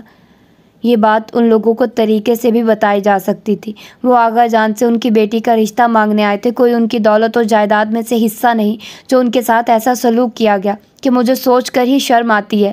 گل رخ بری طرح رونے لگی تھی۔ پرسوں غضنفر کے والدین کے ساتھ اور کل غضنفر کے ساتھ جو ذلت امیز سلوک اس گھر میں ہوا تھا، اس نے جب سے بے سکون و بے قرار کر رکھا تھا۔ آغا جان نے نہ صرف ان پر اپنی حاکمیت کے تیر چلائے تھے بلکہ اس کو بھی ایسی باتیں سنائی تھی کہ اس کا اپنے باپ کی سوچ پر مر جانے کو دل چاہنے لگا تھا۔ وہ ابھی اپنے دل پر اس ٹوٹنے والی افتاد پر سنبھل بھی نہ پائی تھی کہ انہوں نے بلاول کے گھر والوں کو اسی ہفتے شادی کرنے پر راضی کر لیا تھا اور آج اس کی بری کا سامان لے کر موجود تھے، اور وہ شاید زیادہ وقت ملنے پر اور آغا جان کے نرم و مشفق رویے پر اچھی بیٹی کی طرح اپنے دل کے ارمانوں کو اپنوں کی عزت کے بھینٹ چڑھا کر بلاول خان کی ہو جاتی۔ لیکن اس وقت تو وہ خود اپنی ناکام محبت کی آگ میں جل رہی تھی، اور اس آگ پر پانی کی بجائے آغا جان کا تیل برساتا لہجہ مزید تپش بڑھا رہا تھا۔ وہ آتے جاتے اسے نفرت بھرے لہجے میں لعن طعن کرتے رہتے۔ جتنی نفرت ان کے لہجے میں ہوتی، اس سے کہیں زیادہ نگاہوں میں۔ لالا نے اسے بات کرنا چھوڑ دیا تھا۔ وہ جہاں ہوتی وہ اس طرح وہاں سے دور ہوتے گویا وہ کوئی پلید وجود ہو۔ کینیڈا میں مقیم چھوٹے لالا اور ان کی بیوی نے بھی اسے اس فعل پر لعنت و ملامت کی تھی، گویا اس نے محبت نہیں کوئی ناقابل قبول و ناقابل معافی گناہ کر بیٹھی تھی۔ ایک دم سے اتنے پیار کرنے والے دشمن بن گئے۔ دل کے نشیمن میں پہلے ہی لا حاصل محبت و نامراد حسرتوں کی آگ بھڑک رہی ہو تو پھر انسان خودکشی کرے گا یا باغی و سرکش بن جائے گا، اور وہ بن گئی تھی۔ ایسے آگ برساتے ماحول میں صرف بڑی بھابو تھی جو اس کی پرخلوص خیر خواہ تھی، لیکن بدگمانی اور نفرت کے جذبے نے اس کے لیے سب چہرے ایک سے کر دیے تھے۔ چپ کر ناہنجار، مجھے معلوم ہوتا کہ تو ایسی بدذات نکلے گی تو میں پیدا ہوتے ہی تیرا گلا گھونٹ دیتا، نامراد۔ آغا جان قہر بن کر کمرے میں آئے تھے۔ زوردار تھپڑ گل رخ کے رخسار پر مارتے ہوئے غضبناک انداز میں گویا ہوئے، کاش مار دیتے، میں بھی اپنوں کا یہ مکروہ روپ دیکھ نہ پاتی جس کو دیکھ کر مجھے خود سے گھن آتی ہے کہ میں نے کیسے ذلیل لوگوں میں جنم لیا ہے۔ اس کا دو بدو جواب آغا جان کو غصے سے بدحواس کر چکا تھا۔ اگر بھابو اور لالا بامشکل انہیں کمرے سے لے نہ جاتے تو بعید نہ تھا کہ وہ اپنے ہاتھوں سے اس کا گلا دبا ڈالتے۔ वही हुआ जिसका बड़ी भाभो को डर था। आगा जान ने एक हफ्ते के बजाय आज ही रात को उसे रुखसत करने का प्लान बना लिया था। अब मुकाबला दो बदू था। एक तरफ अक्लो शऊर उम्र के तकाजे समझने वाले अनाव गुस्से के जाल में फंस गए थे, तो दूसरी तरफ न तजुर्बेकार नादान मोहब्बत के वार से घायल लड़की थी। भाभो चंद साल के सफ़वान को आयाओं के हवाले किए बौखलाई सी इधर से उधर तैयारियों में लगी हुई थी। उधर वो भी पूरी तरह नफ़ी के चक्कर में उलझ गई थी। ज़िद गुस्सा वना जहाँ ये अवामिल मिल जाए तो वहाँ तबाहियाँ और बर्बादियाँ मुकद्दर बन जाया करती। एक हफ्ते कबल ही तो उसने गज़नफ़र के संग जीने और मरने की कस्में खाई थी। खुशगवार मिलन के फूल बिन खिले ही मुरझा गए थे और वो किसी को बिन मांगी खैरात की तरह बख्शी जा रही थी। जहाँ इज़्ज़त नहीं ज़िल्लत सदा नसीब बनती। इंतहाई फ़ैसला करके वो चादर में मलफूफ़ घर से चोरों की तरह निकली थी, कभी वापस न आने के लिए। घर वालों को उससे इस इंतहाई कदम की तवक्को न थी। उनका एतमाद पूरी तरह मुतज़लज़ल ना हुआ था कि उसे रास्ते में कोई रुकावट अबूर न करनी पड़ती थी। गज़नफ़र मैं आ गई, सब कुछ छोड़ कर आ गई। उस शिद्दत बेताबी से सूटकेस लॉक करके गज़नफ़र से गोया हुई थी और उसने अज़हद बेयकीनी और हैरानगी से उसकी तरफ देखा था। चल लम्हे खोई नज़रों से उसकी जानिब देखा, फिर चौंक उठा। रुख, तुम यहाँ? मुझे यकीन नहीं आ रहा है। यकीन तो मुझे भी नहीं आ रहा कि मैं तुम्हारे पास हूँ। वो भागकर उसके सीने से लग गई और खुशी से सरशार लहजे में गोया हुई। अंकल आंटी की जो इंसल्ट हमारे यहाँ हुई, बल्कि तुम्हारी भी, इस पर मैं बहुत गिल्टी फील कर रही हूँ। प्लीज़ माफ़ कर दो। उनकी तरफ से मैं माफ़ी मांगती हूँ। और ये तुम्हारे मुँह से स्मेल क्यों आ रही है? तुमने ड्रिंक कर रखी है? जब तक उसे महसूस हुआ उस वक्त तक बहुत देर हो चुकी थी। माँ बाप की बेइज्जती का घाव, मोहब्बत के छिन जाने का दुख, और फिर आज हमेशा हमेशा के लिए इस शहर को छोड़ जाने के गम ने उसे होशो हवास से बेगाना कर देने वाले मशरूब का सहारा लेने पर मजबूर कर डाला था। फिर न मोहब्बत का चेहरा याद रहा, न वफ़ाएं निभाने के वादे याद रहे, तो सिर्फ माँ बाप की शदीद ज़िल्लत से उतरे हुए चेहरे और गरूरो इफ्तिखार के ज़ाहम में अकड़े हुए फ़ख्र व तफाकुर से जगमगाते चेहरे। और ये चेहरा, ये वजूद उन्हीं का एक हिस्सा था जिसको पामाल करके वो उन्हें ताहयात बेइज्जती का मज़ा चखते रहने की सज़ा देना चाहता था। मोहब्बत हार गई थी, इंतकाम जीत गया था। एक जिस्म पामाल हुआ था, एक रूह दागदार हुई थी, लेकिन जुनून के सर पुरसकून का ताज ज़मीर पर बेहिसी की हुक्मरानी थी। दिल पर सख्ता तारी था, दिमाग वहशी अंधेरों की लपेट में सकूत पजीर था। आगा पैलेस में उस वक्त हलचल मची जब दुल्हन बनाने के लिए बाबू ने कमरे में ब्यूटिशियन के हमरा कदम रखा था और लम्हों में उसकी गैर मौजूदगी की खबर घर में फैली थी। आगा जान और बड़े लाला राइफलें लेकर सीधे गज़नफ़र के यहाँ पहुँचे थे, लेकिन खाली कोठी ने उनका इस्तकबाल किया था और बहुत तलाश के बाद एक कमरे से होशो हवा से बेगाना गुलरुख मिली थी और उसका बिखरा उलझा हुलिया उन्हें लम्हों में अर्श की बुलंदियों से पाताल की पस्तियों में फेंक गया था। उनकी गर्दनें कभी न उठने के लिए झुक गई थी। बेजान हाथों से राइफलें ऐसे गिरी थी गोया ऊंचे शिमले घर आई। बारात लौट गई थी। बरादरी से उन्हें बाहर कर दिया गया था। वो न बरादरी में रह सकते थे और ना किसी से ताल्लुक़ रख सकते थे। जिस बरादरी के जाम में उन्होंने घर आए मेहमानों के साथ बदतरीन सलूक किया था, उसी बरादरी को अब उनका ख़ानदान काबिल कबूल ना था। वो रातों रात कनाडा अपने छोटे बेटे के पास शिफ्ट हो गए थे। गुलरुख होशो हवास से बिल्कुल बेगाना हो चुकी थी। या तो बिल्कुल सख्ते किसी कैफियत में खलाओं में घूरती रहती, या फिर कभी अचानक ही घर के किसी मर्द को या मुलाजिम को देखकर शिद्दतों से चीखने लगती। छोड़ दो मुझे, मैं तो सब कुछ छोड़कर तुम्हारे पास आई हूँ। आह छोड़ो, बचाओ। जब उस पर ये दौरे पड़ते तो सख्त जुनूनी हो जाया करती थी। खुद को ज़ख्मी कर लेती, सामने वाले को लहू लुहान कर देती। फिर तवील बेहोशी के बाद उसके लबों पर खामोशी के कुफल लग जाते। मुलाजिम डर के मारे उसके सामने आते नाते घर के मर्दों की ताब कहाँ थी। बहुत इलाज करवाया गया, इलेक्ट्रिक ट्रीटमेंट भी उसे दी गई, लेकिन कोई अफाका ना हुआ और वो एक अजाब बनकर उन पर मुसल्लत थी। वक्त गुजरता गया। सफ़वान और मेहरान जवान हो गए। मेहरान की निस्बत सफ़वान हसासो इंतकामी तबीयत रखने वाला बंदा था। फिर बचपन से वो अपनी फुप्पो की जुनूनी हालत देखता आ रहा था, बल्कि कई बार वो मोहब्बत में उनके करीब भी गया तो घायल हुआ, और हर बार उस शख्स से इंतकाम लेने का जज्बा परवान चढ़ा था। मेहरबान से वो आगाह थे। बाप से ज़्यादा दादा से करीब होने की बाइस उनकी फीलिंग्स को समझता भी था। मेहरान खलंडर और बेपरवाह था और कुछ बुज़दिल भी। इसी वजह से वो कभी कमरे में बंद रहने वाली फुप्पो के करीब भी नहीं जाता था, बल्कि हर बार सफ़वान को लहू लुहान देखकर कान पकड़ता था। आगा जान को बेटी की हालत एहसास नदामत में गिरफ्तार किए रखती, मगर उनके अफरीदी खून ने भी عہد کیا تھا کہ وہ غضنفر سے بدلہ لیے بغیر مرے گا نہیں اور ایسی ہی چوٹ اس کو لگائے گا جس کی کسک وہ آج تک بھگت رہا تھا۔ ڈھونڈنے والوں کے لیے دنیا سے چھوٹی ہوتی ہے اور انہوں نے بھی غضنفر محمود بٹ کو 20 سال بعد کھوج لیا تھا۔ حالانکہ ان سالوں میں وہ بڑے بیٹے صفوان کے باپ اور گل رخ کی موت کا صدمہ جھیل چکے تھے، مگر ان کے اندر انتقام کی آگ سرد ہونے کے بجائے بھڑکتی ہی گئی تھی اور ان کے انتقام کے جذبے کو فتح یاب کرنے کے لیے ان کا لاڈلا چہیتا اب خیال و ہم مزاج پوتا صفوان موجود تھا۔ کرسمس ڈے کی ایک پارٹی میں ان کی ملاقات زیاد سے ہوئی تھی اور باتوں باتوں میں غضنفر محمود بٹ کا ذکر آیا تو اس نے بتایا کہ وہ اس کے ماموں ہیں، حکومت پاکستان کے کسی اعلیٰ عہدے پر فائز ہیں۔ گفتگو وہاں کے پاکستانی سفارت خانے میں متعین کسی سفارتکار سے ہو رہی تھی۔ اسے جاب کے سلسلے میں کسی قسم کی مدد درکار تھی۔ زیاد بتا رہا تھا اس کے ماموں اس کی پرابلم سالو کر سکتے ہیں اور انجانے میں وہ ان کی بھی پرابلم سالو کر گیا تھا، یعنی اپنوں کے لیے مشکلات پیدا کر چکا تھا، پھر وہ تو انجان بن گئے تھے۔ تمام تفصیلات سے صفوان کو آگاہ کرنے کے بعد مطمئن تھے۔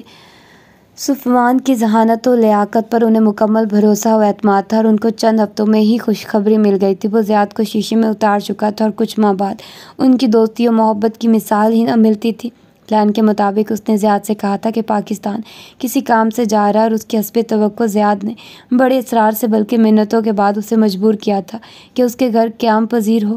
دل ہی دل میں وہ اس کی سادگی و بے خبری اور اپنی کمینگی پر کچھ ملول بھی ہوا تھا، مگر پھر پھپھو کا چہرہ نگاہوں میں آتے ہی ہر احساس مردہ ہو گیا تھا۔ اس نے غضنفر ہاؤس کی دہلیز پر پہلا قدم رکھا تو غصے و جنون کی زبردست لہر اس کے اندر اٹھی تھی اور اس کا دل چاہا کہ ساتھ کھڑے پروقار معزز نظر آنے والے شخص کا گلا دبا دے، لیکن نہیں، وہ اسے آسان موت نہیں، ذلت آمیز موت مارنے آیا تھا، ایسی موت جس کی اذیت سالوں سے اس کے بڑے اور وہ سہتے آ رہے ہیں۔ اس نے اپنے دل کو سمجھایا اور ان کے ساتھ مسکراہٹ لبوں پر زبردستی سجائے اندر داخل ہوا تھا۔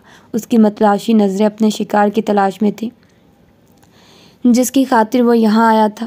پھر وہ اس کے سامنے تھی، گولڈن، میرون اور براؤن ڈرائنگ والے جارجٹ کے سوٹ میں، میچنگ دوپٹہ خوب لپیٹ کر اوڑھے ہوئے، کانچ کی پلیٹیں پکڑے محتاط انداز میں۔ زیاد کی مدد سے ملنے کے بعد وہ اس سے مخاطب ہوا تھا۔ لہجہ اس نے اپنا دوستانہ اور مہذب ہی رکھا تھا، مگر وہ لڑکی اس کی ایک نگاہ پر ہی متوش ہو گئی تھی اور اس کے ہاتھ سے پلیٹیں گر کر چکنا چور ہو چکی تھی۔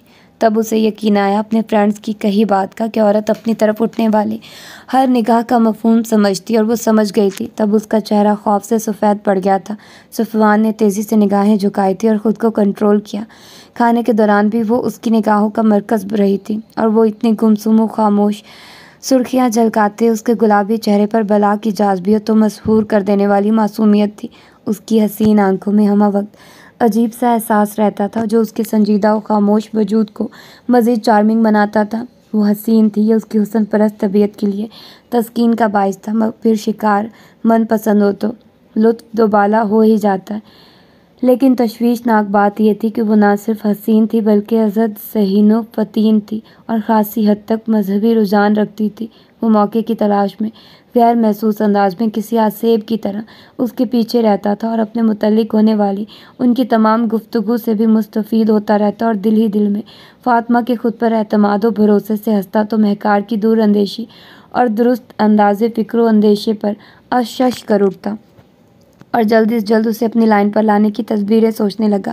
لیکن وہ اس کے اندازوں سے زیادہ محتاط و حساس تھی، جو اس کی بو پاتے ہی چکنی مچھلی کی طرح پھسل جایا کرتی تھی۔ ہاتھ میں آنے سے قبل بہت ریزرو رہنے کی اس کی عادت تھی۔ ناراضگی کے اظہار میں اسے کوئی ہچکچاہٹ نہیں ہوتی تھی تو صاف گوئی سے اپنی غلطی کا اعتراف کرنے میں بھی اس کا کوئی ثانی نہ تھا۔ آنٹی سے مذاق میں دل لینے اور دینے کی بات پر وہ ناراض ہوئی تھی، پھر اس کی معذرت پر اس نے کھل کر اپنے ذاتی خیالات کا اظہار بھی کر دیا تھا اور اس کے ٹیوشن پڑھانے کے اصرار پر پہلی بار اس کے چہرے پر بھرپور مسکراہٹ آئی تھی اور وہ اپنے دل کو بامشکل سنبھال پایا تھا۔ اسے یہ اندازہ لگانا مشکل تھا کہ سامنے شاخوں پر کھلتے سرخ گلاب حسین ہے یا اس کا چہرہ۔ یہ کیا ہو رہا ہے؟ جیسے جیسے دن گزر رہے ہیں میں اپنے مقصد سے دور ہوتا جا رہا ہوں۔ اس کے دوپٹے میں لپٹے وجود، معصوم چہرے اور جھکی پلکوں کو دیکھ کر میری آنکھیں کیوں جھکنے لگتی ہیں؟ میں اپنا عزم، اپنا مقصد، اپنا انتقام کیوں بھولتا جا رہا ہوں؟ اس نے گھبرا کر دل کو خوب لتاڑا تھا اور اپنے انتقامی جذبے کو ابھارتے ہوئے لائبریری روم کی طرف بڑھ گیا تھا جہاں کچھ دیر قبل مہکار کو جاتے دیکھا تھا۔ وہ دبے پاؤں اندر داخل ہوا تھا۔ اندر کی فضا ٹھنڈی پرسکون نیم اندھیری تھی۔ وہ ٹیبل لیمپ کی سنہری روشنی میں ازہد انہماک سے مطالعے میں مصروف تھی۔ وہ چالاک چیتے کی طرح ایک ہی جست میں اپنے شکار کو قابو کرنا چاہتا تھا۔ وہ اسے اپنے قریب اور پھر خود پر جھکتے دیکھ کر اس بری طرح چونکی کہ ناول اس کے ہاتھ سے گر گیا اور وہ چیخنا ہی چاہتی تھی۔ اگر وہ چاہتا تو ہاتھ سے منہ بند کر کے اس کی چیخ حلق میں روک دیتا، لیکن نامعلوم کیا ہوا تھا، اس کے قرب سے اسے جھٹکا سا لگا تھا۔ وہ میکانکی انداز میں دراز سے بلا ارادہ لائٹر نکالنے جھک گیا اور پھر جس طرح آیا تھا اسی طرح وہاں سے نکل آیا تھا۔ مسکراہٹ اس کے ہونٹوں پر تھی، گویا اس کے ارادے کی ناکامی پر مضحکہ اڑا رہی ہو۔ پھر وہ ساری رات مضطرب رہا، بے حساب سگریٹ پھونکنے کے باوجود اپنی فیلنگ سمجھ نہیں پایا تھا۔ حسب توقع وہ اس سے کبیدہ ہو چکی تھی اور وہ آنٹی کی اور اس کی بحث سن چکا تھا۔ وہ خود سوچ رہا تھا، اس طلسم قدے سے کچھ عرصے دور رہ جانے کا مہکار نے اس کی سوچوں کو عملی رخ دیا اور وہ خاموشی سے اسی وقت وہاں سے ہوٹل چلا آیا۔ وہاں رہ کر وہ اس کے دل کو اسیر کرنے کی پلاننگ کرنا چاہتا تھا۔ فاطمہ اور غضنفر صاحب کے دل وہ پہلے ہی جیت چکا تھا۔ فاطمہ سے اسے کوئی عداوت نہ تھی، بے حد چاہنے والی مشفق سی تھی وہ، جن کی وہ دل سے عزت کرتا تھا، بہت کم گو اور سنجیدہ۔ غضنفر صاحب کو وہ دیکھ کر وہ ہر بار ذہنی کشمکش سے دوچار ہوتا۔ وہ اس عمر میں بھی سوبر اور ڈیسنٹ لگتے تھے۔ آنٹی اس سے فون پر بہت خفا تھی اور مطالبہ کر رہی تھی اس سے فوری واپسی کا۔ بڑی مشکل سے اس نے جھوٹ کہہ کر انہیں منایا تھا کہ اس کے دوست آئے ہیں، پھر آنٹی کے بار بار فون کرنے پر اسے وہاں جانا پڑا تھا۔ وہ از خود زیادہ ٹھہرتا نہیں تھا اور مہکار قصداً اس کی موجودگی میں کمرے سے نہ نکلتی تھی اور اس کی یہ بے نیازی و غرور اسے ضد دلانے لگا تھا اپنے قدموں پر گرنے کے لیے۔ ایک عالم کو فاتح کرنے والا شخص، حسینوں کے دلوں پر پاؤں رکھ کر چلنے والے صفوان افریدی کی یہ سراسر توہین تھی کہ ایک لڑکی اس کی اسمارٹنس، دولت و پرکشش پرسنالٹی کو نظر انداز کر رہی تھی۔ وہ اس دن گیا تو آنٹی نے زبردستی روک لیا اور اس کی پسندیدہ ڈشیں تیار کرنے لگی۔ وہ مہکار کو کھوجتا چلا آیا، گلابی شام کے حسین موسم کا وہ بھی ایک حصہ لگ رہی تھی۔ بیبی پنک کلر کے دیدہ زیب سوٹ میں ہم رنگ دوپٹے کو نماز کے انداز میں لپٹے ریلنگ سے لگی، ارد گرد ہر سو پھیلے خوبصورت نظاروں میں گم، ہاتھ میں پکڑی تسبیح کے دانے گراتی، رب کائنات کی ثنا میں محو تھی۔ وہ دیکھتا رہ گیا تھا، سادہ معصوم چہرہ، پاکیزگی و تقدس کا احساس جس کی ڈھکی پیشانی سے جھلکتا تھا، اتنا باپردہ و مکمل حسن اس نے اب سے قبل کہاں دیکھا تھا۔ حسینائے فرنگ کے ننگ دھڑک حیات سوز حسن کو ہی وہ داد دیتا آیا تھا، لیکن اب محسوس ہو رہا تھا حسن کی ابتدا کہاں سے ہوتی ہے اور انتہا کہاں۔ شاید وہ اس کی آنکھوں کی حدت محسوس کر رہی تھی جو مضطرب سی مڑی تھی، اور اسے دیکھ کر اس کے چہرے کے بدلتے رنگوں کو اس نے بغور دیکھا اور مہکار کے فرار کے ارادے بھانپ کر وہ اس طرح سے بازو پھیلا کر کھڑا ہوا تھا کہ اس کے راستے مسدود ہو گئے تھے۔ پھر باتوں باتوں میں وہ ازحد جذباتی ہو گیا تھا اور مہک نے بھی بغیر کسی مروت کے اسے کھری کھری سنائی تھی اور وہ پہلی بار نادم سا ہو گیا تھا۔ غضنفر صاحب دورے سے واپس آئے تو اسے بھی ہوٹل سے واپس لے آئے تھے، پھر وہی روٹین تھی۔ وقت تیزی سے گزر رہا تھا، اس دوران کئی بار زیاد سے بھی فون پر بات ہوتی رہی تھی۔ اس کا یہی اصرار تھا کہ وہ اپنے کام کے مکمل ہونے تک یہی رہے، اور وہ دل میں ہنستا ہوا سوچتا تھا کہ اگر اسے کام کی نوعیت معلوم ہو جائے تو وہ پہلی فلائٹ سے آ کر اسے شوٹ کر ڈالے گا۔ ادھر گرینڈ پا کا صبر ختم ہوتا جا رہا تھا۔ وہ سخت متعجب تھے کہ وہ کسی وجہ سے اتنا ٹائم لے رہا تھا۔ انہیں یقین تھا ہر لڑکی کی طرح وہ لڑکی بھی اس کی وجاہت و پرسنالٹی پر مر مٹے گی اور پھر اس کے لیے راہ آسان ہو جائے گی، مگر پہلی بار کسی لڑکی نے اسے نظر بھر کر دیکھنے کی زحمت بھی گوارا نہ کی تھی، بلکہ وہ اس کی پرچھائی سے بھی برگشتہ تھی، اور وہ بھی اب اس صورتحال سے تنگ آ چکا تھا۔ جب بھی اس رات قدرت کی طرف سے موقع مل گیا تھا، آنٹی ملازمہ کو لے کر ڈینٹسٹ کے ہاں گئی تھی۔ موسم بے حد خراب تھا اور موقع بے حد اچھا۔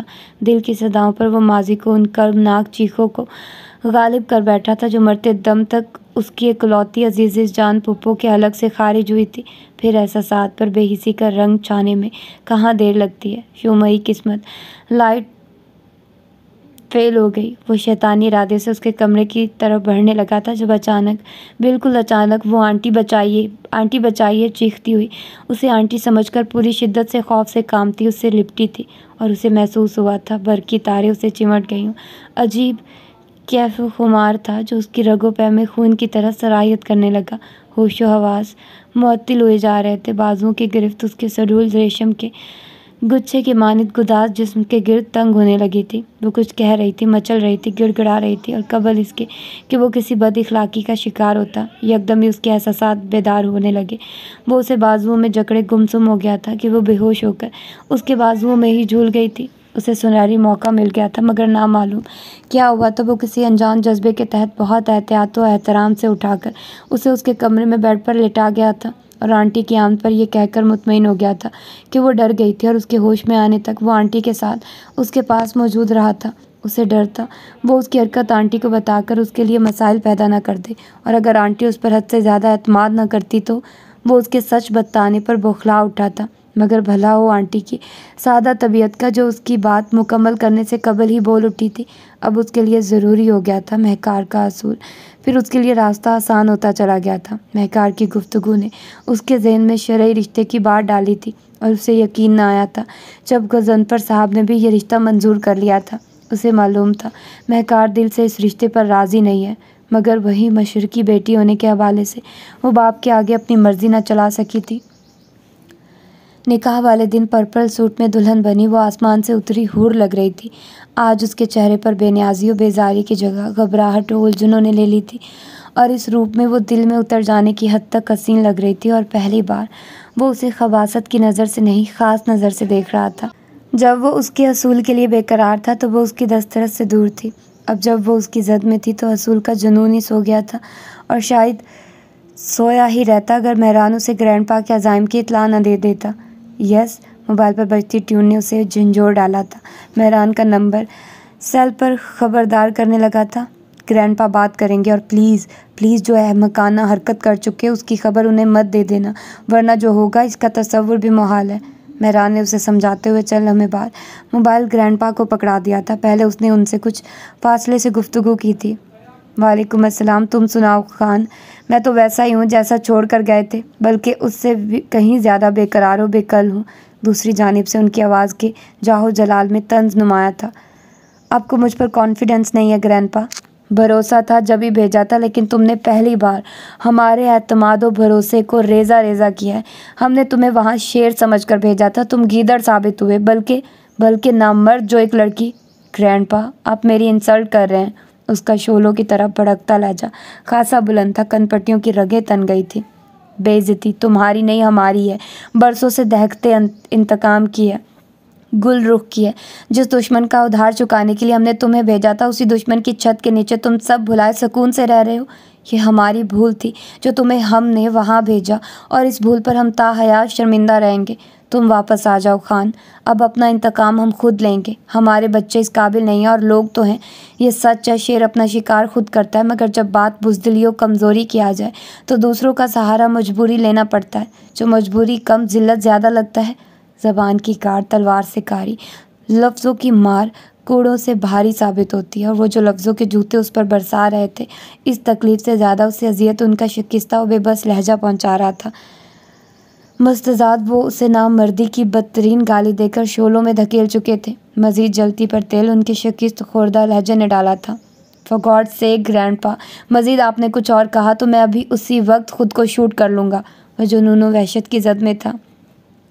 ये लम्हे तुम्हारे हमारे दुश्मन की ज़िंदगी में आएंगे। अपनी बेटी का हाल देखकर मुझे आपको खुशखबरी सुनाने में ज़्यादा वक्त नहीं लगेगा।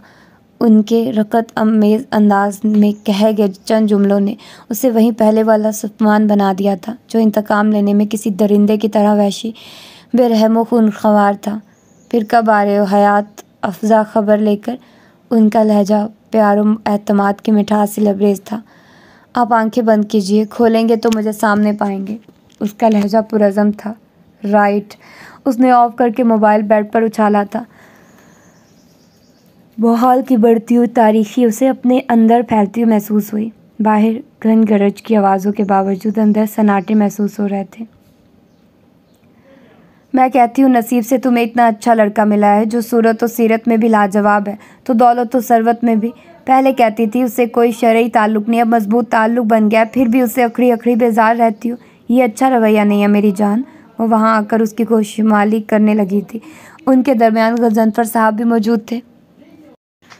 آنٹی مجھ سے شکایت مت کریں، میں نے وہی کیا جو بابا مجھے ہمیشہ سے سمجھاتے آ رہے ہیں۔ بابا کی یہی خواہش تھی میں کسی سے تعلقات نہ بڑھاؤں، لوگوں سے برائے نام گفتگو کروں اور دوستوں سے بھی دوستیاں محتاط و مختصر کروں۔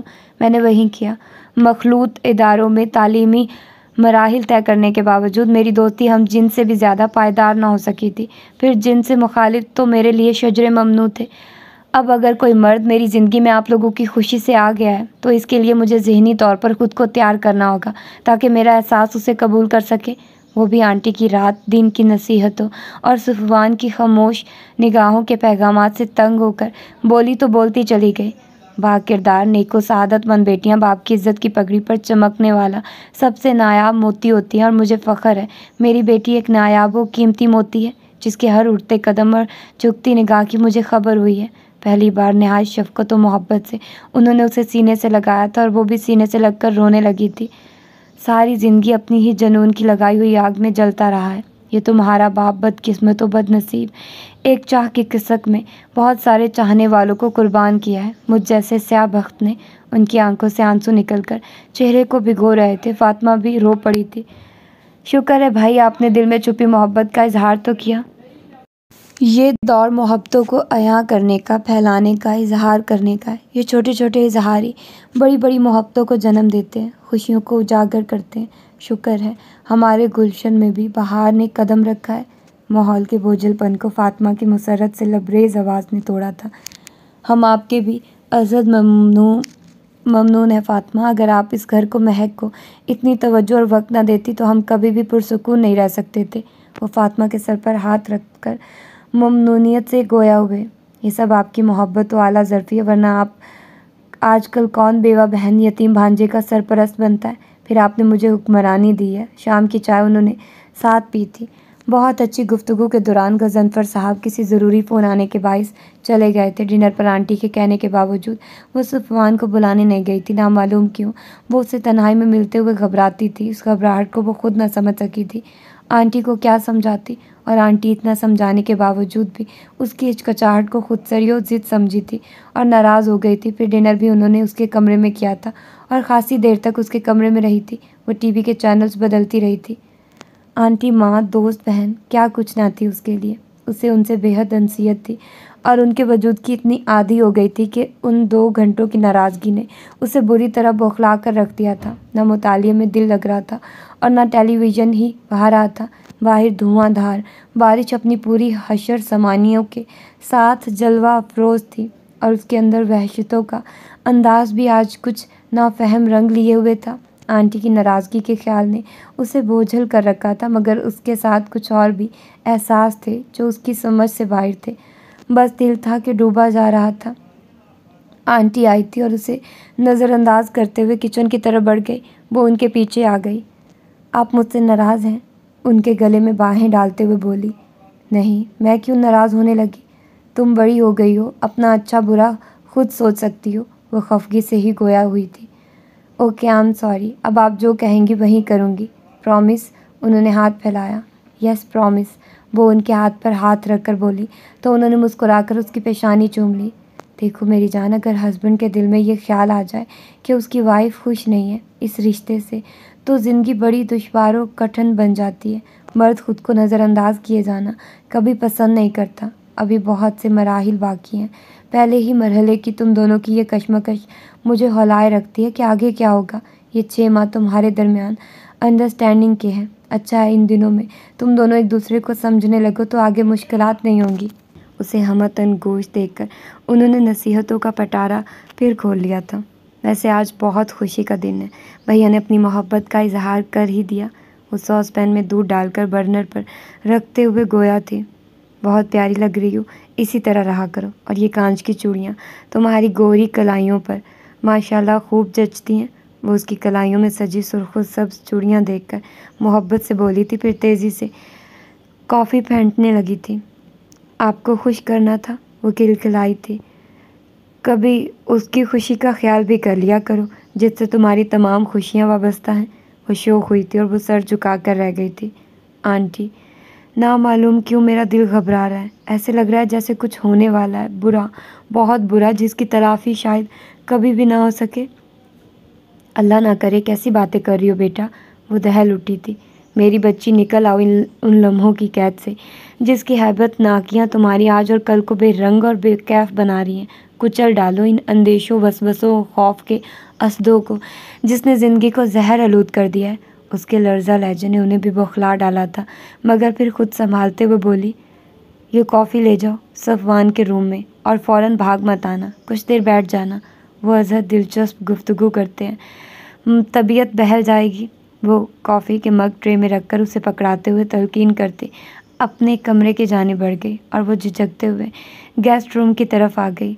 कॉरिडोर नीम अंधेरे की जद में था। वो संभल कर कदम उठाती सीढ़ियाँ अबूर करके ऊपर पहुँच गई थी। लॉबी अंधेरे में डूबी हुई थी। लॉबी से मलहका उसके कमरे में भी डिम लाइट ऑन थी, जो उस पूरे हिस्से को बेहद पुरस्कार डरावना बना रही थी।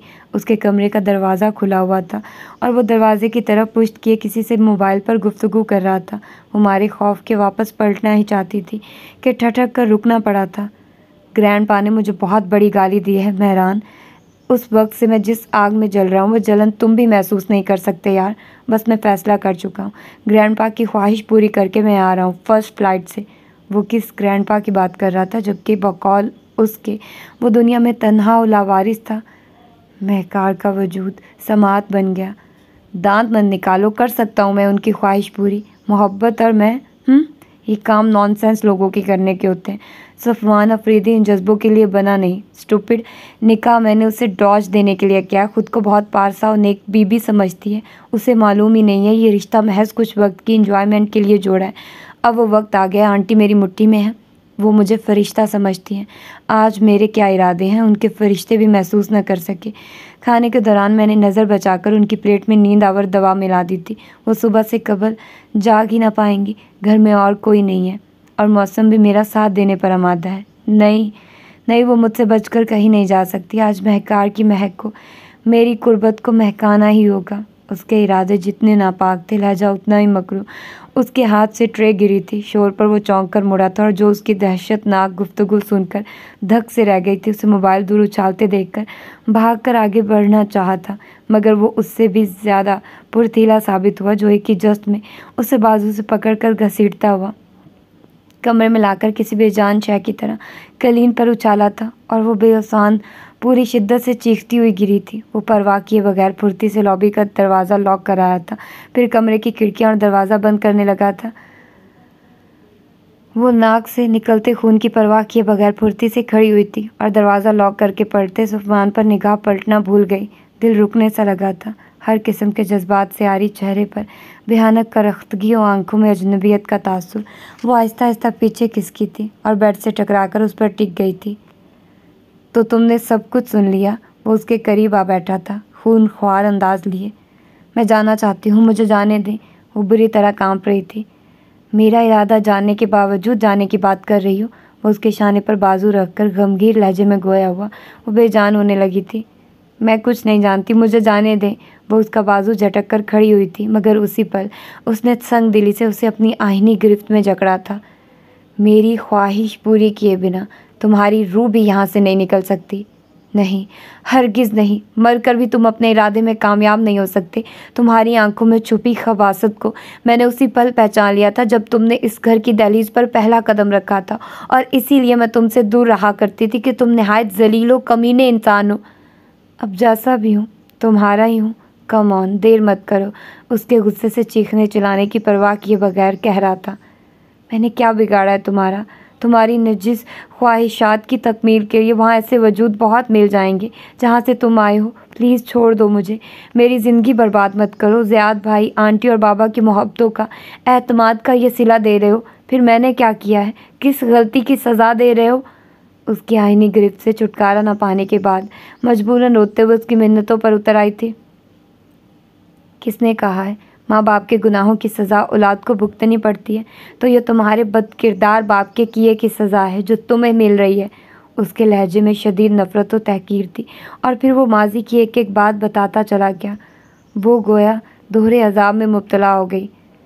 आंटी की ज़बानी अपने बाप की नाकामी इश्क की दास्तान वो सुन चुकी थी, लेकिन यह एहसास कितना अज़ियतनाक था कि उसका बाप परवाना नहीं, भंवरा था और उसका बोया हुआ उसे काटना था।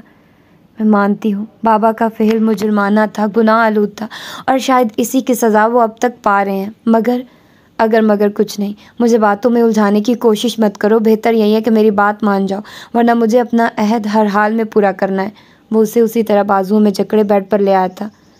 तुम अपनी फुप्पो का इंतकाम मुझसे नहीं ले सकते, इसलिए कि अगर बाबा मुजरिम है तो उन्हें मुजरिम बनाने में उनका हाथ है। क्यों आई वो उनसे तन्हाई में मिलने, वो भी बाप भाइयों की नामूस को पैरों तले कुचलकर। वो खुद घर से भाग कर आई थी, बाबा ने नहीं बुलाया था। और फिर घर की दहलीज इस तरह छोड़ने वाली लड़कियां ऐसे ही अंजाम से दो चार होती हैं। ओह शट अप! पूरी कुव्वत से मारे गए थप्पड़ ने उसे बेड से नीचे उछाल दिया था।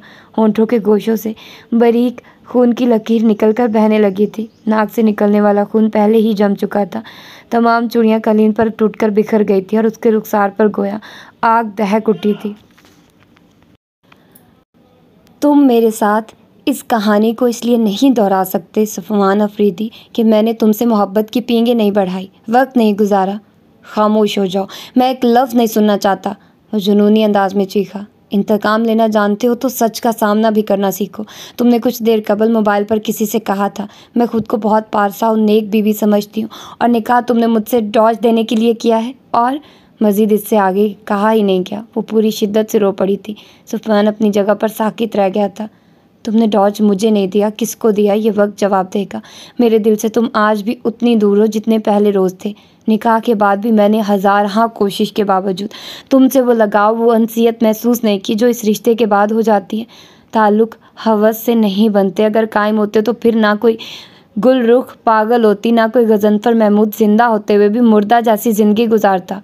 गेट लॉस्ट कबल इसके कि मैं हवास खो बैठूँ। दफ़ा हो जाओ यहाँ से। उसका गुस्सा, उसका जुनून भरभरी मिट्टी की तरह बैठ गया था। महकार सरपट भागी थी। उसने पीछे मुड़कर देखना भी गवारा ना किया था। लाउंज में फ़ोन की बेल गूंज रही थी। दूसरी जानिब अनहोनाक खबर ने उसे होशो हवास से बेगाना कर डाला था। कितना सहल जाना था खुशबुओं को छू लेना, बारिशों के मौसम में शाम, हर एक मंज़र को घर में कैद कर लेना। कितना सहल जाना था खुशबुओं को छू लेना, जुगनुओं की बातों से फूल जैसे आंगन में रोशनी सी कर लेना। उसकी याद का चेहरा ख्वाबनाक आंखों की झील के गुलाबों पर तादेर सजाए रखना। कितना सहल जाना था। एक नज़र की खुशी इस तरह नहीं होता। तितलियां पकड़ने को दूर जाना पड़ता है। आगा जान, आप ही राज़ी कीजिए सफ़वान को ये शादी करने पर। राज़ी नहीं हो रहे। मैं एक अरसे से इस ख्वाहिश को दिल में दबाए बैठी थी, लेकिन अब मज़ीद सब्र मुमकिन नहीं है। अब इस घर को नन्हे मुन्ने फूलों की ज़रूरत है, जिनकी मासूम किलकारियों से हमारे नातवा जिस्मों में इस तरह नौ तवानाई और ज़िंदगी बेदार हो सके। वो खाने से फारिग होकर स्वीट डिश ले रहे थे जब समरगुल सफ़वान की जानिब देखते हुए शिकायती लहजे में गोया हुई। मम्मा, नामुमकिन, मैं शादी कभी भी नहीं करूँगा। ये मेरा फ़ैसला है जो ना आज बदलेगा और ना कभी। आप अपने अरमान मेहरान की शादी करके पूरी कर सकती हैं और मुझे कोई फ़ोर्स नहीं कर सकता। उसका संजीदा धीमा लहजा खासा रूड था। अब सब उसके सख्त बेइल्तफ़ात व बेनियाज़ लहजे व बेपरवाह अंदाज के आदी से हो गए थे। हालांकि शुरू में किसी को भी उसका ये अंदाज़ भा नहीं रहा था, क्योंकि वो बहुत हंसमुख, खुश इखलाक और बड़ों की इज़्ज़त करने वाला महज़ब बंदा था। फिर वो किसी काम के सिलसिले में चंद हफ्ते नामालूम कहाँ गया था। वहाँ से वापसी पर वो बिल्कुल ही भूल गया था। शगुफ्ता मिजाजी, बज़ला, संजीब, मुरब्बत व लगावट सब फरामोश कर चुका था। अजीब आदम बेजारी, चिड़चिड़ापन व बेमजाजी उसका तारुफ बन गई थी। मेहरान की शादी आपके साथ ही होगी, वरना ये भी शादी नहीं कर सकता। आगा जी की बारोब आवाज़ वहाँ गूंजी थी। This is not fair. वो शाने अचकाता हुआ नैपकिन से मुंह साफ करके कमरे से निकल गया और सीधा अपने रूम में चला आया। उसके अंदर वहशतों के शरारे फूट निकले थे। नारसाई का धुआं तन मन में फैलता ही जा रहा था। हर जज्बा, हर उमंग, हर ख्वाहिश तो आज से 15 माह कबल ही जलकर खाक हो गई थी, जब किसी ने उसके मुंह पर ऐसा ज़बरदस्त तमांचा मारा था कि उन लफ्ज़ों की जलन से वो आज तक खाकस्तर हो रहा था और शायद आखिरी सांस तक उसे उसी तरह जलना था। हाँ, मैंने गलत कहा था कि मुझे किसी से मोहब्बत हो ही नहीं सकती। अगर मोहब्बत खुद साख्ता करने की शय होती तो कोई भी اس کی لطافت سے محروم نہ ہوتا۔ ہجر و فراق نمو نہیں پاتے، ہمیں معلوم بھی نہیں ہوتا، اور یہ جذبہ کسی چور کی طرح ہمارا دل چرا کے لے جاتا ہے، جس کا احساس گزرتے وقت کے ساتھ ساتھ ہمیں شدید سے شدید تر ہونے لگتا ہے، اور مجھے بھی ہونے لگا ہے۔ اور ایسا کب ہوا مجھے نہیں معلوم۔ میں جو بے شمار حسین ترین لڑکیوں کے ساتھ وقت گزار چکا تھا، میری گرل فرینڈز کی تعداد ان گنت تھی، اور جو بے توقلفی میں کسی حد کو متعین نہ کرتی تھی، پھر نامعلوم کس طرح وہ سمٹی سمٹائی جو کہ نظروں ڈھکے سر والی مغرور اور کسی حد تک بد مزاج لڑکی میرے دل پر قابض ہو گئی تھی۔ اکثر تنہائیوں میں مجھے وہ بھیگی آواز مضطرب کر دیتی ہے، خوابوں میں وہ خون چھلکاتا چہرہ آ کر میری نیندیں اڑا دیتا ہے، پھر ہر سو پہلی بازگشت گونجنے لگتی ہے۔ تم نے ڈاج مجھے نہیں، کس کو دیا ہے؟ یہ وقت جواب دے گا۔ میرے دل سے تم آج بھی اتنی دور ہو جتنے پہلے روز تھے۔ میں اس صدا سے بچنے کے لیے صحراؤں میں نکل جاتا ہوں۔ رات کو جب دنیا محو خواب ہوتی ہے تو میں پاگلوں کی طرح بے مقصد سڑکوں پر کار دوڑائے پھرتا ہوں۔ مجھے کچھ اچھا نہیں لگتا۔ میں نے باہر کے لوگوں سے قطع تعلق کر لیا ہے، گھر کے لوگوں سے بھی کوئی انسیت محسوس نہیں ہوتی۔ میں، میری تنہائی اور اس جانے تمنا کی تصور میری حیات کا قیمتی سرمایہ ہے۔ وقت نے ثابت کر دیا تھا کہ ڈاج میں نے خود کو دیا تھا، اور یہ میری محبت ہی تو تھی جو ہر بار موقع میسر آنے کے بعد گرینڈ پا کے مقصد کو پورا نہ کر سکا تھا، ورنہ سفیان خان کمزور نہ تھا۔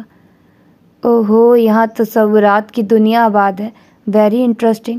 مہران جو چپکے سے اندر داخل ہو کر خاصی دیر سے اسے ارد گرد سے بیگانہ دیکھ رہا تھا، مسکرا کر بولا، کیا پرابلم ہے؟ اسے اس کی مداخلت قطعی ناگوار گزری تھی۔ پرابلم تو بہت بڑی ہے، شادی تم نہیں کرنا چاہتے، پابندی مجھ پر بھی لگ گئی ہے، میں اپنی ہونے والی بیوی اور ہونے والے بچوں کے بغیر نہیں رہ سکتا۔ میں نے کہا نا، یہ میرا معاملہ نہیں ہے، لیکن گرینڈ پا نے فیصلہ سنایا ہے، اگر تم شادی کرو گے تو کورٹ میرج کر لو۔ اس نے مہران کی بات قطع کر کے اطمینان سے کہا، سفیان، کیا وہ لڑکی بہت حسین ہے؟ کون سی لڑکی؟ تمہیں معلوم ہے میں نے سب سے فرینڈ شپ کلوزڈ کر دی ہے۔ میں اس لڑکی کی بات کر رہا ہوں جس کی وجہ سے تم نے فرینڈ شپ ہی نہیں، ریلیشن شپ بھی ختم کر دی ہے۔ تم ہم سے بھی اتنے ہی دور ہو گئے ہو جتنے غیروں سے۔ کیا اس لڑکی کو کھونے کا دکھ اتنا بڑا ہے کہ تم ہم سب کو فراموش کر چکے ہو؟ ہمیں موجود ہوتے ہوئے بھی تم موجود نہیں ہوتے، اور اب یہ کبھی شادی نہ کرنے کا فیصلہ تم جوگ لوگے؟ کیوں، کس کے لیے؟ تم چاہتے کیا ہو آخر؟ پاکستان سے واپس آئے تمہیں 1.5 سال ہو چکا، لیکن اس عرصے میں ہر لمحہ ہمیں احساس ہوا ہے تم وہاں سے ادھورے واپس آئے ہو، خالی وجود لیے۔ روح تمہاری وہیں رہ گئی ہے، تمہاری خوش مزاجی، اعلیٰ اخلاق، حساسیت و تہذیب وہیں رہ گئی ہے۔ یہاں جو سفیان افریدی واپس آیا ہے وہ ایک تنہائی پسند، اجنبی، خود پسند اور کسی کو خاطر میں نہ لانے والا بندہ ہے۔ اور ایسا کیوں ہے؟ میں یہ جاننا چاہتا ہوں، اور سن لو، میں آج جانے بغیر نہیں جاؤں گا۔ مہران سنجیدگی سے کہتا ہوا چیئر پر بیٹھ گیا تھا۔ تم لوگ جو چاہتے تھے میں نے وہیں کیا ہے۔ غضنفر محمود مر گیا، اسی رات مر گیا، اور میں اسی رات چوروں کی طرح وہاں سے نکل آیا۔ گرینڈ پا یہی چاہتے تھے، اپنے دشمن کی موت۔ برسوں پرانے انتقامی جذبے کو ٹھنڈک مل گئی، وہ سرخرو ہو گئے، میرا کام ختم۔ میں کس طرح رہتا ہوں یہ میرا پرسنل افیئر ہے۔ اس کے لہجے میں مکمل بے رخی و بے مروت تھی۔ غضنفر محمود کی موت کسی صدمے کی وجہ سے نہیں ہوئی تھی۔ وہ اس کے مقابل بیٹھتا ہوا اس کی آنکھوں میں آنکھیں ڈال کر معنی خیز لہجے میں گویا ہوا تھا، بلکہ موسم کی خرابی کے باعث کار درخت سے ٹکرا گئی تھی اور وہ موقع پر ہی ہلاک ہو گئے تھے، اور اس اندوہناک خبر نے ان کی بیٹی کے حواس سلب کر لیے تھے۔ تمہاری کسی زیادتی نے اسے پاگل نہیں کیا تھا، اور میرا خیال ہی نہیں، یقین ہے کہ تم نے اس لڑکی کو چھوا بھی نہیں ہے۔ I'm right my brother? اس کا انداز ہنوز سوالیہ تھا۔ تمہاری یہ خاموشی، لاتعلقی اور بیزاریت نے ہمیں ہی نہیں، تمہیں بھی بے سکون کر رکھا ہے۔ اس سے ہم بخوبی واقف ہیں، کسی اور کو نہیں تو مجھے ہی بتاؤ، آخر ایسے گمسم و بیزار کیوں رہنے لگے ہو؟ خوشیوں سے اور کہکوں سے کیوں روٹھ گئے ہو؟ مہران کے لہجے میں گہری یاسیت تھی۔ وہ طویل سانس لے کر رہ گیا، لیکن خاموش رہا۔ دروازہ نوک کر کے آغا جان اندر داخل ہوئے۔ ان کے بیٹھنے تک وہ احتراماً کھڑے تھے۔ ہم نے سوچا تھا ہمارا انتقام پورا ہو جائے گا تو ہم سکون سے بچی کچی زندگی جی سکیں گے، لیکن گزشتہ 1.5 سال سے ہماری زندگی اور زیادہ اذیت کا شکار ہو گئی۔ جب ہماری آنکھوں کو ٹھنڈک، ہماری سانسوں کا محور، ہمارا لخت جگر اس طرح بدل گیا کہ زندگی ہمیں موت سے بدتر لگنے لگی، اور آج جو تم نے شادی نہ کرنے کے بعد اتنی قطعیت سے کی ہے، ہمیں یقین ہو گیا ہے کہ تمہاری اس حالت کے پیچھے یقیناً ہماری ہی کوئی لغزش ہے۔ کیا کوتاہی ہوئی ہے ہم سے؟ انہوں نے بڑے پیار سے اس کے گلے میں ہاتھ ڈال کر اسے خود سے لپٹایا تھا۔ بتاؤ ہمیں کس طرح ہم اپنی انجانی غلطی کا ازالہ کر سکیں گے؟ گرینڈ پا، اب سب بے معنی اور لا حاصل ہے۔ یہ وہم ہے تمہارا۔ جو بات ہے ہمیں بتاؤ۔ ہم ناممکن کو بھی ممکن بنانے کی اہلیت رکھتے ہیں اور تمہاری خاطر تو ہم جان لٹانے پر تیار ہیں۔ آپ ممکن کو ممکن کر دکھانے کی استطاعت نہیں رکھتے گرینڈ پا، تو ناممکن کو ممکن بنانے کی صحیح فضول ہے۔ وہ ان سے علیحدہ ہوتے ہوئے دھیمے لہجے میں گویا ہوا۔ شیم آن یو سفیان خان، کس انداز میں گرینڈ پا سے گفتگو کر رہے ہو؟ کیا بزرگوں سے اس طرح بات کی جاتی ہے؟ مہران کو اس کی گفتگو ذرا نہ بھائی۔ بزرگ؟ معاف کیجیے، مجھے ان میں بزرگی نہیں عمر رسیدگی آئی ہے۔ اگر بزرگی آتی تو یہ اپنی نسل کو تباہی کی راہ پر خود گامزن نہ کرتے۔ بڑے چھوٹوں کی راہ سنوارتے ہیں، انہیں گناہوں کی دلدل کا راستہ نہیں دکھاتے۔ سفیان، زبان کو لگام دو اپنی، ورنہ… مہران شدید غصے سے چیخا تھا۔ مہران خاموش رہو۔ بچے، آج ہمیں وہ سننے دو جو اس کے دل میں ہے، جس غبار کو پچھلے سال سے یہ ضبط کیے بیٹھا ہے۔ سننے دو ہمیں۔ آغا جان کے اندر کہیں بہت دور ادراک کے در واہ ہو رہے تھے، ضمیر کا قفل ٹوٹ رہا تھا۔ مہران کو خاموش ہونا پڑا تھا۔ کاش یہ سب کہنے سے پہلے میری زبان کٹ جاتی، مگر نہیں، جو ہم کرتے ہیں اسے ہمیں بھگتنا ہی پڑتا ہے۔ سفیان ہوش و خرد سے بیگانہ محسوس ہو رہا تھا۔ بڑوں کی جستجو ہوتی ہے چھوٹے غلط کاموں سے بچیں، گناہوں سے دور رہیں۔ ان کے لب ہمیشہ دعا گو رہتے ہیں کہ ان کی نسل صراط مستقیم پر چلے، جہنم کی آگ سے بچے، دنیا کی ذلت و آخرت کی رسوائی سے محفوظ رہے۔ لیکن گرینڈ پا، آپ نے کون سی بھلائی چاہی ہماری؟ جنت کے بجائے جہنم کا انتخاب کیا ہمارے لیے۔ اس گھناؤنے و کبھی فعل کے لیے مجبور کیا جسے کوئی بزرگ اپنی نسل کے لیے کسی قیمت قبول نہیں کرتا۔ ایک گل رخ اپنے ہاتھوں تباہ ہوئی تھی تو آپ ایک معصوم و بے خطا لڑکی کو بھی وہی سزا دلوانا چاہتے تھے۔ غضنفر محمود نے جو گناہ کیا تھا اس کی سزا انہیں عمر بھر جھیلنی پڑی تھی۔ شریعت کی روح سے انہیں سنگسار ہونا چاہیے تھا، اور وہ تا حیات ضمیر کے پتھروں سے اپنا انگ انگ زخمی کر بیٹھے تھے۔ سب کچھ ہوتے بھی تہی دست رہے تھے۔ گل رخ نے اس گھر کی دہلیز پار کی تھی تو اس میں آپ کی تربیت کی کمی تھی، اس میں اخلاقی قدر و مذہبی لا علمی کی کمی تھی۔ آپ کی طرف سے انہیں اعلیٰ تربیت ملی ہوتی، مذہب سے لگاؤ و محبت رکھتی، تو وہ کبھی نہ ہوتا جو ہمیں گمراہ کرتا۔ 1400 سال قبل ذات پات، رنگ و نسل، برتری و کمتری کے بتوں کو توڑ کر مسلمانوں کو ایک لڑی میں پرو دیا گیا تھا۔ سب ایک ہو گئے تھے، برتری کا احساس اخلاق پر چھوڑا گیا تھا۔ پھر اب کیوں ہم وہ فرمان رسول صلی اللہ علیہ وسلم بھلا کر الگ الگ فرقوں میں بٹ گئے ہیں؟ زمانہ جاہلیت کی فرسودہ رسمیں ہمارے اندر کیوں آ گئی؟ ہم ذات و برادری، حسب نسب کے غیر مذہبی چکروں میں پڑ کر اپنے چین و سکون کے ساتھ ساتھ اپنے بچوں کو بھی کھو رہے ہیں۔ گرینڈ پا پھٹی پھٹی نگاہوں سے اسے دیکھ رہے تھے، جس کا ایک ایک لفظ ان کے اندر نشتر بن کر لگ رہا تھا اور آگاہی کا کرب ان پر وارد ہو رہا تھا۔ میں نے اس گھر کی دہلیز پر قدم رکھتے ہی پلاننگ شروع کر دی تھی، اور شیطان نے میرے لیے کئی مواقع تلاشے، اور اگر وہ لڑکی کوئی عام لڑکی ہوتی تو پہلے ہی موقع پر میری ناپاک سازش کا حصہ بن جاتی اور میں ہمیشہ کے لیے گناہوں میں غرق ہو جاتا۔ مگر وہ کوئی عام لڑکی نہیں، مہکار تھی، حیا کا تبسم، پاکیزگی کی خوشبوؤں سے مہکتا، جس کے وجود سے تقدس جھلکتا تھا۔ اس کی حیا نے، اس کے گریز نے، اس کی نفرت نے مجھے آگاہی دی کہ لڑکی اگر چاہے تو کھلونا بن سکتی ہے، اور نہ چاہے تو اپنی طرف بڑھنے والے ہاتھوں کو توڑ سکتی ہے۔ یہ احسان ہے اس کا مجھ پر کہ اس نے مجھے گناہ گار ہونے سے بچایا، ورنہ گرینڈ پا، آپ نے جہنمی بنانے میں کوئی کسر نہ چھوڑی تھی۔ شدت جذبات سے اس کی آواز رند گئی تھی، پھر وہ رکا نہیں تھا، تیزی سے وہاں سے نکل گیا تھا۔ گرینڈ پا پلیز اس کی باتوں کا برا مت مانیے، اسے خود نہیں معلوم وہ کیا کہہ رہا ہے۔ باروبو پرجلال چہرے والے آغا جان کو پھوٹ پھوٹ کر روتے ہوئے دیکھ کر مہران بوکھلا کر بولا تھا، رونا اس کی باتوں پر نہیں، ہمیں خود پر آ رہا ہے۔ برتری کے زام میں، برادری کے گھمنڈ میں ہم مذہب کے احکامات کو بھی فراموش کر بیٹھے تھے۔ ہمارے بچے نے ہماری آنکھیں کھول دی ہیں۔ مرنے سے قبل ہم اپنے گناہوں کا کفارہ ضرور ادا کریں گے۔ تیاری کرو، ہم واپس پاکستان، اپنے وطن جائیں گے۔ زیاد نے نیو جرسی میں شادی کر لی تھی، اور اب کچھ دن بعد وہ باپ بننے والا تھا، اور چاہتا تھا کہ اس خوشی کے موقع پر فاطمہ اور مہکار اس کے پاس موجود ہوں۔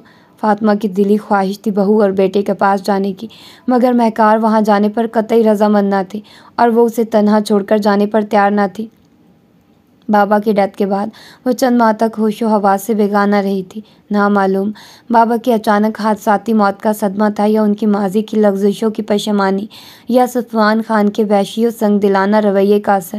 آہستہ آہستہ وہ نارمل لائف کی طرف پلٹی تھی اور فاطمہ کو سفیان کے متعلق پوری تفصیل بتا دی تھی۔ پہلے تو وہ یقین ہی نہ کر پائی تھی کہ وہ تو اس کی شخصیت کے سحر میں پوری طرح جکڑی ہوئی تھی۔ پھر وہ اسے کوسنے اور گالیاں دینے لگی۔ کچھ عرصے بعد انہیں یہ فکر ستانے لگی کہ وہ مہکار کو نکاح کے بندھن میں جکڑ کر نامعلوم کہاں روپوش ہو گیا ہے اور اسے کہاں ڈھونڈ کر طلاق حاصل کریں، تاکہ مہکار کو کسی اچھے لڑکے سے بیاہ کر وہ سرخرو ہو جائے اور مہکار کی زندگی پر چھایا جمود ٹوٹ جائے۔ زیاد کی تلاش بھی ناکام رہی تھی اور وہ بے حد شرمندہ بھی تھا کہ اسی کی بدولت سفیان اس گھر میں داخل ہوا تھا۔ وہ کم گو تو پہلے ہی تھی، بابا کی ڈیتھ نے اسے تنہا کر ڈالا تھا اور اسے ان تنہا فضاؤں میں ہی سکون ملتا تھا، لیکن آج کل اس کے اور فاطمہ کے درمیان سرد جنگ کا آغاز ہو گیا تھا۔ وہ اسے اپنے ساتھ لے جانا چاہتی تھی اور وہ کہیں جانے کو تیار نہیں تھی۔ نوکر پھر نوکر ہوتے ہیں، جوان بچی کو میں کس طرح نوکروں کے آسرے پر چھوڑ جاؤں؟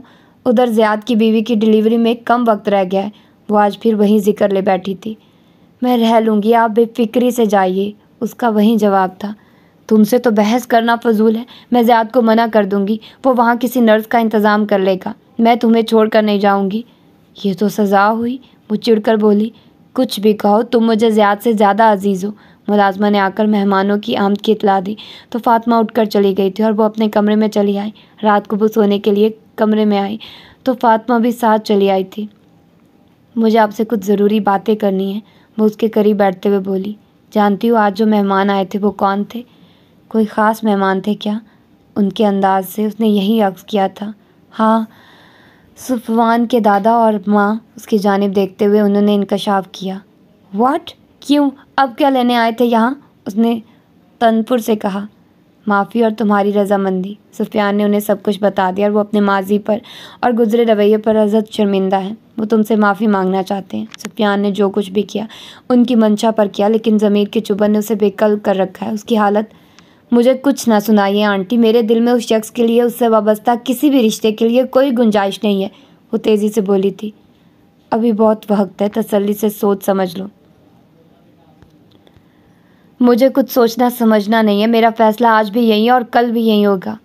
بے وقوفی کی باتیں مت کرو، زندگی کے فیصلے لمحوں میں نہیں ہوتے۔ کچھ بھی کہنے سے پہلے یہ سوچ لو وہ کوئی غیر نہیں ہے، تم منکوحہ ہو اس کی، انہوں نے ڈانٹتے ہوئے سمجھایا۔ اتنا کچھ ہونے کے بعد بھی آپ یہ کہہ رہی ہیں؟ کیا ہوا ہے؟ کچھ بھی نہیں، ہر بار موقع ملنے کے باوجود اس نے تمہیں چھوڑ دیا ہے۔ اگر وہ کوئی بے راہ رو یا بدقماش نوجوان ہوتا تو ہرگز ایسا نہ کرتا۔ کون تھا اس کی راہ روکنے والا، اسے ارادوں سے باز رکھنے والا؟ اس کے اندر کی شرافت و حمیت نے روکا۔ وہ برا نہیں ہے، برا بنانے کی صحیح کی گئی تھی۔ اگر وہ اندر سے مضبوط و با ایمان نہ ہوتا تو سوچو ہم کسی کو منہ دکھانے کے قابل رہتے؟ مجھ پر اور بھیا پر کیا گزرتی؟ تم اس طرح فخر سے کھڑی ہو سکتی تھی۔ میرا کیا قصور ہے؟ وہ ضد چو کر بولی۔ کوئی قصور نہیں ہے، جلدی مت کرو، خوب سوچ سمجھ کر فیصلہ کرنا، تم پر کوئی دباؤ نہیں ہے، مجھے ہر دم اپنے ساتھ پاؤ گی۔ اس کی پیشانی چوم کر وہ شب بخیر کہتی ہوئی چلی گئی اور وہ سر پکڑ کر بیٹھ گئی۔ آپ وہاں کیوں گئے گرینڈ پا؟ آپ کو وہاں نہیں جانا چاہیے تھا، وہ مضطرب سا ان سے مخاطب تھا۔ کیوں نہیں جاتے؟ وہ ہمارے سب سے پیارے بیٹے کا سسرال ہے، اب تو آنا جانا لگا رہے گا۔ آغا جان ازحد مسرور تھے۔ نہیں گرینڈ پا، آپ دوبارہ وہاں نہیں جائیں گے۔ کیوں؟ آپ اتنے فکر مند کیوں ہیں؟ وہ لڑکی مجھے پسند نہیں کرتی، اس کا لہجہ بوجھل تھا۔ پھر نکاح کی زنجیریں اب تک کیوں جکڑ رکھی ہیں؟ مہران نے کہا۔ توڑ دوں گا اس کو بھی عنقریب، پھر خود بھی ٹوٹ جانا، کبھی نہ جڑنے کے لیے۔ فار گاڈ سیک، ہر وقت میرا دماغ مت کھایا کرو، وہ جھنجھلایا تھا۔ دماغ؟ تمہاری اپر سٹوری میں تو بھوسا بھرا ہوا ہے جو گدھوں کی خوراک ہے، شیروں کی نہیں۔ پھر مہران آگے آگے بچاؤ بچاؤ کی آوازیں لگاتا بھاگ رہا تھا اور اس کے پیچھے مکہ تانے سفیان بھاگ رہا تھا۔ صبح زیاد کا فون آیا تھا، اس کی بیوی قبل اس وقت تکلیف کے باعث ہسپتال میں ایڈمٹ تھی۔ زیاد کو فوری طور پر فرم کی جانب سے ٹورنٹو ایک ہفتے کے وزٹ پر جانا تھا۔ فرم والے کوئی عذر ماننے کو تیار نہ تھے اور نہ ہی کسی ایسی عورت کا انتظام ہو سکا تھا جو اس کی بیوی کے پاس رہ سکے۔ خاصا پیچیدہ مسئلہ پیدا ہو گیا تھا۔ आंटी उसे छोड़कर जाने को तैयार ना थी, वो साथ जाने को राज़ी ना थी। आंटी की हालत उससे पोशीदा ना थी, वो लाख खुद को बेफिक्र खुश व खरम जाहिर करती, मगर उनकी सूजी आंखें उनकी चुप चुप कर रोने की गवाह थी। वो भी कशमकश का शिकार थी, आंटी की तरफ से परेशान थी। उधर सुफियान के घर वालों की आमद ने उसे शशोपंज में मुब्तला कर रखा था। उसका फ़ोन बिल्कुल गैर मतवक़्क़े के तौर पे आ गया था। मुझे यकीन है मैं आज भी तुम्हारे दिल से उतना ही दूर हूँगा जितना पहले रोज़ तुम्हारे घर की दहलीज पार करते वक्त था, या शायद नफ़रत के एहसास ने मेरा वजूद ही तुम्हारी निगाहों से मिटा दिया हो। मैं बुरा हूँ, बहुत बुरा। काश मैं तुम्हारे जितना अच्छा होता तो तुम्हारे भी काबिल होता। उसी रात तुम्हारे होंठों से निकलने वाला लहू आज तक मेरे दिल से बहता है। ये हाथ जो तुम्हारे कोमल रुखसार पर निशान छोड़ गया था, आज भी मेरे जुनून की जद में घायल रहता है। सब कहते हैं मैं बदल गया हूँ, बताओ मैं बदल सकता हूँ? रिसीवर में से उसकी ज़ख्मी हंसी उभरी थी। तुम्हारी खामोशी बता रही है मेरे मुकद्दर का सूरज शायद कभी नहीं उभरेगा। मैं तुम्हारे दिल में कभी भी जगह नहीं बना सकूँगा। खैर, अपना अपना मुकद्दर है। जिस तरह खुशबुओं को कैद नहीं किया जा सकता, उसी तरह चाहते भी किसी के ग़ुलाम नहीं बन सकती। मेरी ज़िंदगी तुमसे है, हाँ कहो या ना, कोई फ़र्क नहीं पड़ता। जब भी मुझे दिल से करीब पाओ, सिर्फ बेल बजा देना, मुझे अपने सामने पाओगी। Good bye. वो साकित बैठी रह गई। ये टूटे बिखरे लहजे वाला शख्स, शिकस्त खोरदा शख्स सुफियान तो नहीं था। उसके लहजे में ज़िंदगी चहकती थी, जज्बे महकते थे। ये सुफियान कोई दूसरा था, हसरतों से पुर, गमों से नरहाल लहजा। क्या किसी को इतना बदल सकता है? ज़ियाद बेटा, खुद को तन्हा मत समझो, मेरी दुआएं तुम्हारे साथ हैं। मैं कैसे आ सकती हूँ? महक साथ आने को तैयार नहीं, और मैं नौकरों के सहारे उसे किस तरह छोड़ाऊँ? हाँ, बात सारी यही है। भैया ने हमको इस वक्त सहारा दिया जब कोई हमें सहारा देने को तैयार ना था। अब उनकी बेटी को इसी तरह छोड़ना दिल गवारा नहीं करता। हाँ हाँ, उसके ससुराल वाले कितनी बार तकाजा कर चुके हैं रुखसती का, मगर मैं आज खुद महकार से जिक्र नहीं कर रही कि कहीं वो ये ना समझे कि जाने की वजह से मैं ज़बरदस्ती कर रही हूँ। उसे बेटी से बढ़कर चाहती हूँ, मगर फिर भी माँ की तरह हुक्म नहीं चला सकती। बस सब्र करो, जब नसीब में होगा हम मिल जाएंगे, वरना तुम। महकार अंदर दाखिल होती वहीं ठटक कर रुक गई थी। आंटी फ़ोन पर रोते हुए ज़ियाद से महवे गुफ्तगू थी। वो कुछ देर दम साधे उनकी गुफ्तगू सुनती रही। आंटी के तड़पते आंसू ज़ियाद की परेशान को नवाज उसके दिल को चीरने लगी। वो ऐसी खुदगर्ज ना थी। उसने कमरे में आकर खामोशी से नंबर पुश कर दिए थे। आंटी ने चाय नहीं पी थी, दोपहर से कमरे में बंद थी। बाहर बारिश हो रही थी। वो लाउंज में बैठी ग्लास डोर से बाहर बरसती बारिश में गेट को गौर से देख रही थी। उसी लम्हे गेट खुला था और ऑफ वाइट कार अंदर दाखिल हुई थी। फिर तेज़ी से दरवाज़ा खोलकर बाहर निकलने वाला सफ़वान था। वो बेख्तियार खड़ी हो गई थी और आहिस्ती से चलती हुई लाउंज के दरवाजे की तरफ बढ़ी थी। चंद लम्हों बाद वो आमने सामने थे। 18 माह की मुद्दत के बाद आज ये दहलीज तुम्हारे घर की नहीं, दिल की दहलीज है। अगर आज फासले मिट गए हों तो मेरे संग कदम बढ़ाना, वरना हमेशा के लिए हम जुदा हो जाएंगे। उसका गमगीर लहजा संजीदा व अपनायत से लबरेज था। लो आंखों की सुर्खियाँ गायब थी। उनकी जगह तहजीब व शराफत ने ले ली थी। जिन आंखों में कभी हवस नाचा करती थी, वहाँ अब उसके एहतराम व प्यार का जज्बा था। कुछ ऐसा ही एहसास था कि पहली बार उसका दिल धड़क उठा था बेतरतीब अंदाज में, और उसने शर्माते हुए उसके संग कदम बढ़ा दिए थे। और ये था आज का खूबसूरत सा नावल। अपना फीडबैक मुझे ज़रूर दीजिएगा और बताइएगा कि कैसा लगा आप लोगों को ये नावल। और इसके अलावा मैं बहुत जल्द इंशाल्लाह जन्नत के पत्ते स्टार्ट करने लगी हूँ, लेकिन मैं बता दूँ कि उसकी कुछ एपिसोड्स मैं इधर रिकॉर्ड करूँगी, उसके बाद फिर उसको मैं किसी दूसरे चैनल पर शिफ्ट कर दूँगी, क्योंकि इस चैनल पर मैं रिस्क नहीं ले सकती। और बाकी चैनल्स मतलब उसको अलग से पढ़ने का मकसद भी यही होता है कि मैं अलग से उसको ले जाकर, ताकि अगर कोई होता भी है तो मुझे ज़्यादा दुख ना हो कि ठीक है वो मेरा चैनल इतना नहीं है, लेकिन ये वाला मेरा मेन चैनल है, तो इसको मैं वो क्या कहते हैं कि इसको वो उसमें नहीं डाल सकती, रिस्क में नहीं डाल सकती। तो इसीलिए उधर मैं शिफ्ट करूँगी और जन्नत के पत्ते के साथ उस नए चैनल पर मैं कोई और भी नावल साथ में स्टार्ट करूँगी। मतलब दोनों आप लोगों को एपिसोड्स मिलती रहेंगी। तो आप लोग जितना अच्छा मुझे फ़ीडबैक देंगे, मैं आप लोगों को उतना ही अच्छा फ़ीडबैक दूँगी और आप लोगों को नावल्स प्रोवाइड किया करूँगी। तो आइए जल्दी से अब हम लोग इस वीडियो को ख़त्म करते हैं, ताकि मैं कोई और नावल स्टार्ट करूँ रिकॉर्डिंग के लिए। तो अपना ढेर सारा ख्याल रखिएगा, मुझे दुआ में याद रखिएगा। अल्लाह हाफ़िज़।